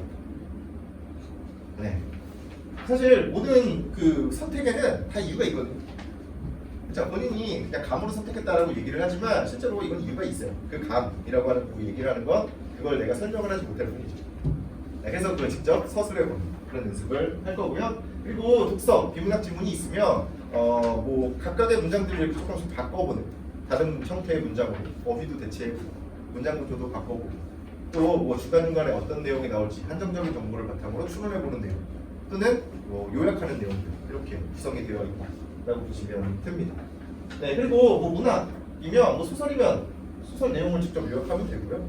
네, 그리고 뭐 시다 그러면 그 함축적인 언어로 써 있는 걸 일상적인 언어로 그냥 바꾸면 됩니다.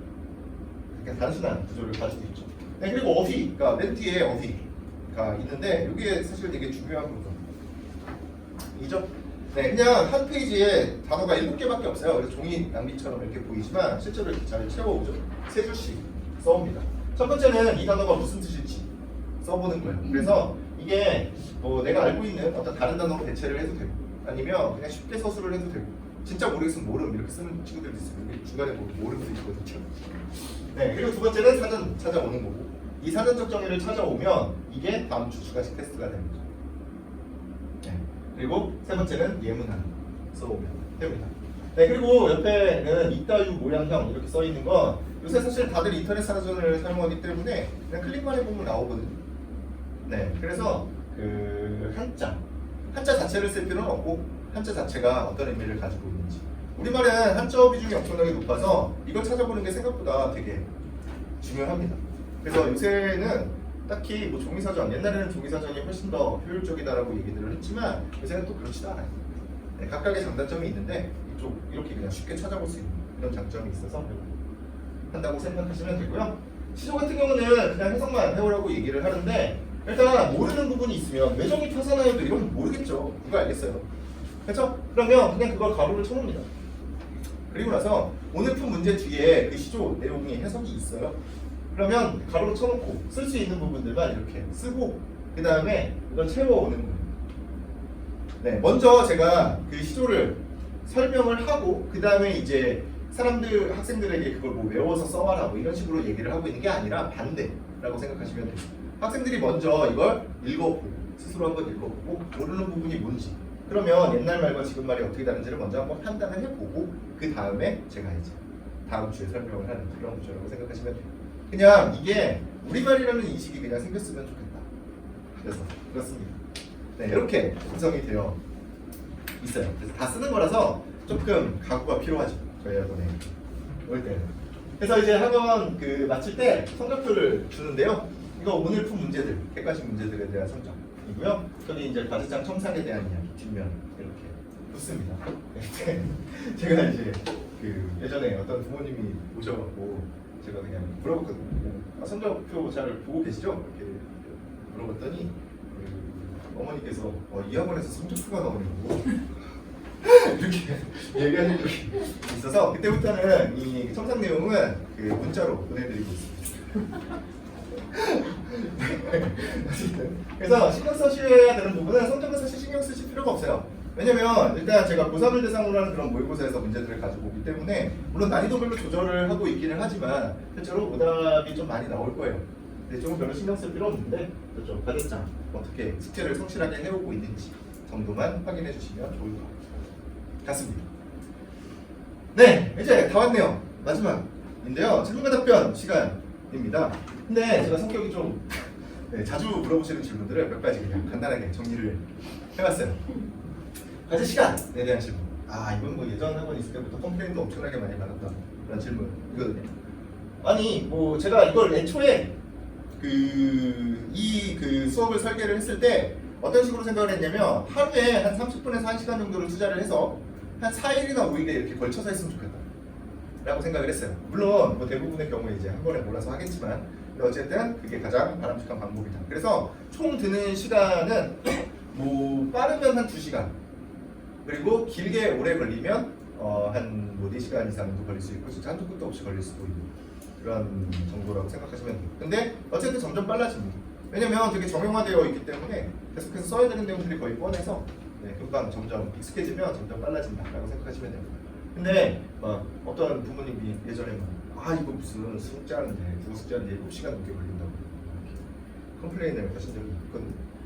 근데 제가 개인적으로는 왜 문제인지 잘 모르겠어요.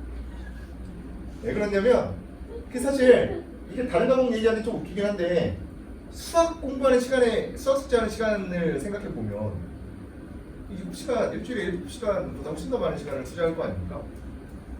그렇죠? 네, 그래서 사실 아무런 의미가 없고요, 아무런 상관이 없고요. 또 만약에 이 학생이 딴짓하느라고 7시간이 걸리면 모르겠는데 이거 한번 써보겠다고 머리 싸매고서 진짜 고민하면서 7시간 동안 이걸 쓰고 있었으면 그것만큼 좋은 국어 공부가 모르겠어요. 짧으면 그것도 문제가요? 아니요, 괜찮아요. 짧게 써도 상관없습니다. 네, 그래서 뭐 전혀 신경은 쓰실 필요가 없는데 어쨌든 조금 점점 빨라진다라고 하는 점 확인을 해주시는 게 좋습니다. 네, 첫 번째, 쓰기를 싫어하는 이과 남학생 과제를 할 수 있냐? 이런 말씀들 많이 하시는데 일단 남학생 아무 문제가 없어요. 그걸 보여드리기 위해서 제가 샘플을 남학생 걸 가지고 온 거죠. 요새는 그런 시절이 아니죠. 남자, 여자 뭐 이런 글씨 막 이렇게 날렸어. 이거 남자야 이렇게 생각하시는데 전혀 그렇지가 않죠. 그렇죠. 네, 그래서 요새는 그냥 개인적인 성향의 차이기 때문에 일단 남학생 아무런 상관없고요. 네, 그리고 이과 아무 상관없어요. 저는 개인적으로 이쪽 이런 식의 어떤 글을 쓰는 데는 이과생들이 훨씬 더 유리하다고 생각해요.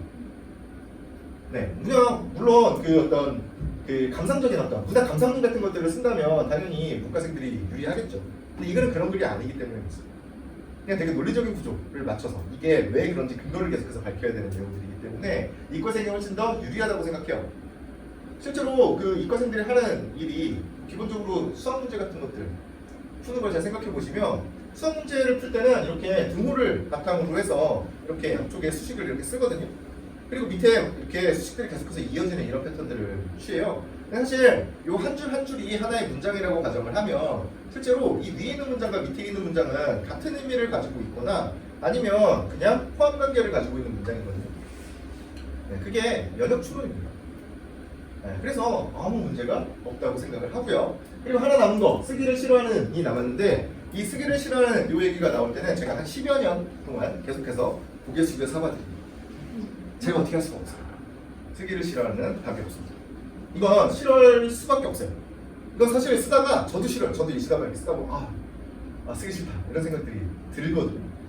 이게 들 수밖에 없는 이유가 쓰다 보면 어쨌든 막히는 부분이 무조건 생길 수밖에 없고 막히는 부분이 생기면 뭔가 답답하다 보면 자책도 하고 내가 이것도 이해를 못한다 이런 생각도 들고 그러다 보면 당연히 싫어집니다. 근데 이걸 하는 사람과 안 하는 사람의 차이가 극명하게 벌어지기 때문에 이거는 제가 요구를 하고 있는 거예요. 저는 예전부터 뭐 학생들한테도 엄청나게 많이 써보라고 얘기를 했지만 실제로 학원 선생님들한테도 써보라고 얘기한 적이 있어요. 왜냐면 제가 이 답안지를 계속해서 평생 동안 제공할 수는 없잖아요. 그럼 스스로 써봐야 되잖아요. 스스로 한번 써봐라 라고 얘기한 적도 있는데 보통 이제 학생들은 그냥 선생님 저 이거 알아요 이런 거잖아요. 그냥 이렇게 넘어가려고 하고요. 학원 선생님들은 야 내가 지금 이거 학원 강사를 하고 있는데 이걸 내가 못 쓰겠냐? 그냥 뭐 시간이 없으니까 못 쓰는 거지 라고 얘기를 합니다. 근데 실제로 그 두 부류 다 이건 뭐 학생이든 뭐 학원 강사든 간에 직접 써보지 않은 사람은 국어 능력이 향상되지 않습니다. 분명히 학원 강의를 막 20년 동안 한 사람이 있는데 국어 능력이 엉망이에요. 근데 그럼에도 불구하고 수업은 할 수 있죠. 왜? 자료들이 많이 있으니까 실제로. 그냥 어디 나와 있는 내용을 그냥 그대로 얘기하면 되니까. 조금 부족하다 싶으면 인터넷 쳐서 배경 지식을 이야기하면 되니까. 네, 그래서 그냥 수업은 돼요. 다만 그 글 자체를 가져다 실제로 이 문제를 풀 수 있냐라고 얘기하면 실제로 못 풀 것 같아요. 그런 사람들은 부지기수입니다. 그래서 실제로 써보는 게 중요하다. 제가 어떻게 이걸 할 수는 없지만 좋아하게 만들 수는 없지만 쓰는 게 중요하다는 그런 인식은 가져야 한다. 네, 세 번째는 어려서 책을 많이 안 읽었어도 상관없냐 이런 말씀들 많이 하시는데 네, 전혀 상관없죠. 특히 요 정도 학년쯤 되면 제가 뭐 재종반에서 그 재수생들 그 논술을 하면서도 많이 들어봤던 얘기인데 그때 되면 조금이나마 약간 멈칫하는 부분이라도 조금 있는데 지금은 아무 상관이 없어요. 왜냐면 아직도 어리기 때문이죠. 기본적으로. 중학교 2학년이면 이쯤 되면 이제 책 좀 읽어볼까 정도 하는 나이라고 생각해요 저는. 그 이전에는 어휘의 수준이라든지 기타 등등의 어떤 여타 이유로 사실 책 읽는 것 자체가 별로 그렇게 의미가 없을 수도 있습니다. 되게 높은 어떤 지식을 갖기가 쉽지가 않아요. 물론 그 뛰어난 학생들도 분명히 있습니다. 네, 근데 대부분의 경우는 그렇지가 않아요. 그래서 지금부터 읽으면 되고요. 네, 또 만약에 책을 읽을 거면 조금 그 책 읽는 방식에 대해서 조금 다르게 생각을 좀 하셔야 돼요. 이건 습관을 어떻게 들이느냐가 생각보다 되게 중요하거든요. 무조건 뭔가 많이 읽고 무언가 무조건 되게 어려운 글들을 읽는 그런 부분들이 되게 좋다고 생각을 하실 텐데 실제로 그렇지가 않아요. 전혀 다른 부분입니다. 만약에 학원을 선택하시면 보통 대부분의 경우에는 되게 커리큘럼을 이렇게 보고서 되게 어려운 책들 많이 읽는 그런 어떤 학원들을 보내실 텐데 그런 학원을 보내시면 안 됩니다. 반대로 접근하셔야 돼요. 쉽고 폭넓게 읽히는 그런 학원을 보내주셔야 됩니다. 독서는 근본적으로 혼자 하는 거라고 생각하시면 돼요. 만약에 그 학원에서 그 책을 온전히 같이 다 읽고 그리고 그거에 대해서 같이 뭔가 이제 요약 정리도 해보고, 그리고 그거에 대해서 같이 토론도 해보고, 이런 학원이라면 괜찮아요. 근데 그게 사실 불가능하거든요. 그러면 책 한 권 가지고서 한 달 동안, 일주일에 한 번 수업을 한다고 치면 한 달, 두 달 동안 책 한 권을 가지고서 얘기를 해야 돼요.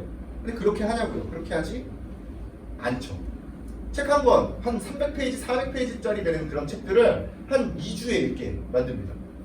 그럼 학생들이 이걸 정독을 하겠어요? 안 하죠. 대충대충 보는 거예요. 그리고 인터넷 찾아보는 거죠. 이거 무슨 내용이야?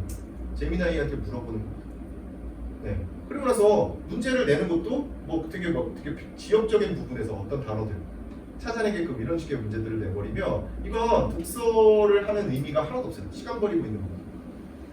오히려 국어 능력이 떨어질 수도 있어요. 이게 왜 그러냐면 학생들의 사고방식이 어떤 식으로 가냐면 그런 식의 습관을 들였던 학생들 있잖아요. 책들 되게 많이 읽었다. 그럼 학원 다니면서 막 이렇게 한 달에 막 4권씩 읽었다. 큰 책들을. 그렇게 했던 학생들이 분명히 자기가 그거에 대해서 잘 모름에도 불구하고 안다고 생각하는 경우들이 생겼다. 그러면 모든 것들이 다 그렇게 접근을 해요. 난 그냥 그거 알아. 더 이상 뭔가를 파고들려고 생각하지 않습니다. 문제는 틀려오는데 그냥 전반적인 내용이 이런 것 같으니까 이거 그냥 이거 경제 얘기하는 것 같으니까 난 이거 아는 것 같아. 근데 문제는 실수로 틀렸어라고 생각을 합니다. 실제로 거기 나와 있는 글을 이해를 못한 겁니다. 근데 그런 식으로 투닥투닥 이렇게 읽는 습관을 들이면 국어 능력이 향상되지 않습니다. 망하죠. 제대로 조금 책을 읽었으면 좋겠는데 네. 이제 더 이상은 읽기 싫어하는 이제 중학교 2학년 이 정도 애들한테는 어떤 식으로 조금 권하는 게 좋을까요? 누구든지 책을 어쨌든 읽어본 학생들 같은 경우에 어렸을 때부터 이렇게 읽어본 학생들 같은 경우에는 관심 분야가 있어요. 관심 분야에 편식을 시켜주시면 돼요. 편식을 시키지 말라고 보통 얘기를 하는데 학문 쪽은 그렇지가 않아요. 그러니까 만약에 관심 있는 분야가 있으면 그 부분을 읽으라고 얘기해주면 돼요. 다른 거 안 읽어도 됩니다. 네, 말씀하시죠. 그럼 만약에 네. 이게 한글 책이 아니고 영어 책? 네, 아무 상관없어요. 근데 그게 한글로 한국말로 된 책들을 네. 안 읽다 보면은 네. 어쨌든 국어를 가지고 중요한데 네. 이게 안 될까봐 저는 그게 항상 그건 언어는 사실 문제가 되지 않아요. 이게 왜 그러냐면 언어가 문제가 되는 부분은 실제로 어휘의 측면이 실제로 문제가 많이 될 수가 있어요. 근데 일단 여기서 살고 있으면 별로 문제가 되지 않아요. 그러니까 적응하는데 만약에 외국 갔다 왔을 때 적응하는데 시간이 걸리기는 하지만 그 시간이 어느 정도 지나고 나면 똑같습니다. 그리고 나서 외국어로 된 책을 읽든 아니면 뭐 한국어로 된 책을 읽든 간에 결국에 문제는 책을 읽으면서 우리가 확인해 봐야 되는 건 물론 어휘 수준도 높아지겠지만 어쨌든 그게 논리 구조를 파악하는 그런 연습이 돼요. 그래서 아무 상관이 없습니다. 그리고 만약에 내가 어떤 외국어로 된 책을 읽었는데 그걸 가지고서 제일 좋은 방법은 그걸 한번 물어보는 거예요. 부모님께서 무슨 책 읽던데 무슨 내용이야? 이렇게 물어보는 거죠. 그러면 영어로 설명을 해주면 한국어로 바꿔서 설명해달라고 요청을 합니다. 그러면 거기 나와 있는 어휘들을 한국어로 대체할 수 있는 방법들 생각을 하겠죠. 처음에는 잠깐만 이거는 뭐였어? 라고 영어로 맨 처음에 얘기를 하다가도 나중에 그거 우리말로 하니까 이런 건데? 이렇게 바뀌면 돼요. 그럼 어휘력 향상에 오히려 도움이 될 수 있죠. 아니 국어 공부하겠다고 지금 뭐 학교에서 영어 수업 안 들을 건 아니잖아요. 그렇죠? 그럼 영어 시간에 영어 선생님이 만약에 영어 책을 좀 읽으면 좋다라고 얘기하면 영어 책 안 읽고 저 국어 공부해야 되니까 영어 책을 읽으면 안 될 것 같은데 이렇게 얘기할 수는 없잖아요. 실제로 책을 읽는 건 양쪽 아무거나 읽어도 상관없습니다. 결국에는 논리 구조가 좋아지기 때문에 그리고 어휘도 같이 쌓일 거예요. 그래서 걱정 안 하셔도 됩니다. 그래서 관심 분야의 책을 조금 더 어려운 내용들로 읽히면 점점 난이도를 높여서 그게 가장 좋은 방법이라고 생각하시면 됩니다. 네, 그리고 네 번째 내신 수업 어떻게 진행되냐라고 말씀들 많이 하시는데 저희는 내신 때 휴가 갑니다. 지금이 휴강 기간이죠. 네, 내신 때는 휴강을 해요. 내신과 내신 사이 또는 방학 때 이때만 수업을 진행하고 있습니다. 내신 수업을 제가 안 하는 이유는 제가 뭐 이렇게 돈 벌기가 싫어서가 아니라 할 게 없기 때문에 그렇습니다. 특히 중학생. 제가 이걸 4주 동안 수업을 끌고 가려면 그 필연적으로 뭘 해야 되냐면 문제를 엄청나게 풀게 해야 되거든요. 그럴 수밖에 없어요. 이게 그 아니면 별 쓸데없는 얘기들을 계속해서 이제 더해서 뭐 작가 똑같은 작가의 다른 작품을 가지고 온다거나 뭐 이런 되게 불필요한 일들이 벌어져요. 그래서 약간 그렇게 돈을 아무리 돈이 궁해도 그렇게 벌지는 않았으면 좋겠다라고 해서 안 합니다. 그리고 대신 저희가 이제 그 내신을 공부할 때 뭔가 이제 다른 학원에 안 다니는 혼자 요새는 혼자 하는 학생들도 많이 있거든요. 자료가 좀 필요하다 그럼 자료는 제가 충분히 뽑아줍니다. 충분히 뽑아주고요. 그리고 시험 보기 전에 한 번 정도 불러요. 공부하고서 와서 한 30분 정도 이렇게 테스트 받고 가라. 테스트가 뭐 제가 뭐 객관식 문제를 주는 건 아니고 그냥 그 학생들 공부해놓은 거 이렇게 보고서 몇 개 물어봅니다. 몇 가지 그냥 물어봐요. 그럼 이제 그 학생이 그거에 대해서 대답을 잘 하나 못하나를 제가 이렇게 보고 있는 거죠. 네, 그러면 그 정도 하면 90점 이상은 보통 맞아와요. 그렇잖아요. 그래서 그렇게 걱정하실 필요가 없어요. 네, 근데 어쨌든 그 국어공부 시키실 때 내신 공부 같은 것들 시키실 때 뭘 주의를 하셔야 되냐면, 그러니까 문제만 많이 풀고 이런 게 사실 아무런 의미가 없어요. 그러니까 제가 아까 전에도 잠깐 말씀드렸지만 그 학원 선생님이든 학교 선생님이든 간에 사석에서 얘기를 하잖아요. 사석에서 얘기하면 문제집 엄청나게 풀리라고 얘기하는 선생님 단 한 명도 없어요. 문제집 만약에 풀어야 된다 그러면 출판사에서 나오는 뭐 그 평가 문제집 하나, 뭐 자습서 하나 사면 좋고 아니면 말고, 필기 학교에서 필기 잘하고 있으면 자습서 살 필요 없고 그냥 그 정도 입니다. 그리고 대신 뭐라고 얘기를 하냐면 다들 뭐 그냥 중고등학교 내신 수업이야, 그냥 학교 수업 잘 듣고 그리고 필기된 내용이나 그 내용들 한 5번 정도만 정독하면 되지 않나? 그럼 틀릴 수가 있나? 사설에서 다들 그 얘기를 하고 있다니까요. 실제로 제가 이런 걸 밝히면 안 되긴 하지만, 네, 근데 실제로 학생들은 정독을 못하죠. 그렇죠? 게다가 5번이라니. 그렇죠? 그래서 그 습관만 들여주시면 돼요. 천천히 읽어보게끔 시키면 됩니다. 네, 그래서 그것만 이렇게 하면 되게 쉬워요. 근데 그걸 이제 우리가 판단해 볼 수 있는 게 뭐가 있냐면, 만약에 주변에서 같이 뭐 공부를 도와주실 거면 뭐 이렇게도 도와주세요. 이렇게 문제 풀어놓으면 막 채점 다 해주시고 막 이런 분들도 많이 계신데, 채점을 해주는 게 중요한 게 아니라 그냥 그 책 그냥 잠깐 보시고 물어보세요. 그냥 이거 무슨, 이 어떤 시가 있으면 이 시 무슨 내용이니? 여기 도대체 무슨 표현법이 있는 거니? 물어보면 돼요. 그 학생이 거기 저는 이제 뭐 이제 물어보시는 부모님 입장에서 그냥 필기되어 있는 거 보면 되잖아요. 그렇죠? 그거 잘 얘기하고 있어. 그러면 잘 공부했네. 좀 편하게 가서 그냥 시험 보라 그러면 돼요. 근데 그 대답을 못하는 경우가 있다. 그러면 공부를 안 한 거죠. 네. 근데 그렇게 물어봤는데 점수가 되게 낮으면 그게 대답을 잘했는데 네. 대답을 조금 더 구체적으로 요구를 하셨어야 되는 게 아닐까 이런 생각을 조금 해봅니다. 그래서 이번에 한번 오면, 네, 교민이 오면 네. 제가 한번 물어볼게요. 제가 물어보고 이제 어머니께서 물어보는 것과 이제 어떤 차이가 있는지. 네. 그냥 뭐 비슷한 거 물어볼 겁니다. 제가 좀 더 많이 물어보겠죠. 네, 그렇게 될 거예요. 그리고 제가 조금 더 조금 넓은 범위에서 물어볼 거예요. 그러니까 만약에 어떤 부분에서 어떤 표현법이 쓰였어라고 만약에 부모님께서 물어봤다면 저는 아예 이 작품에서 어떤 표현법이 쓰이고 이렇게 물어볼 거예요. 네, 그래서 조금 더 크게 물어본다고 생각하시면 돼요. 일찍 가라고 얘기해요. 네, 뭐 일찍 오면 좋겠죠. 네, 근데 뭐 규영이 같은 경우는 잘했잖아요. 원래 잘하는 거기도 하고. 네, 그렇습니다. 네, 그래서 어쨌든 내신 수업은 진행을 하지 않는데 그것에 대한 어떤 대응책은 충분히 마련이 되어 있다라고 생각하시면 됩니다. 네, 뭐 K 국어학원 이쪽 뭐 중학생들은 별로 관심이 없어서 네, 저쪽은 그냥 패스를 하고 혹시 궁금하신 분 있으면 나중에 끝나고 네, 물어보시면 될 것 같습니다. 어쨌든 제가 준비한 건 여기까지입니다. 시간표는 그 중학교 2학년 같은 경우는 평일에 이틀 깔려 있고요. 그리고 그 중학교 3학년은 이렇게 주말에 깔려 있습니다. 그래서 뭐 만약에 중학교 2학년 때 나 여기 너무 듣고 싶은데 이거 못 들었어. 그럼 중학교 3학년 때 오시면 돼요.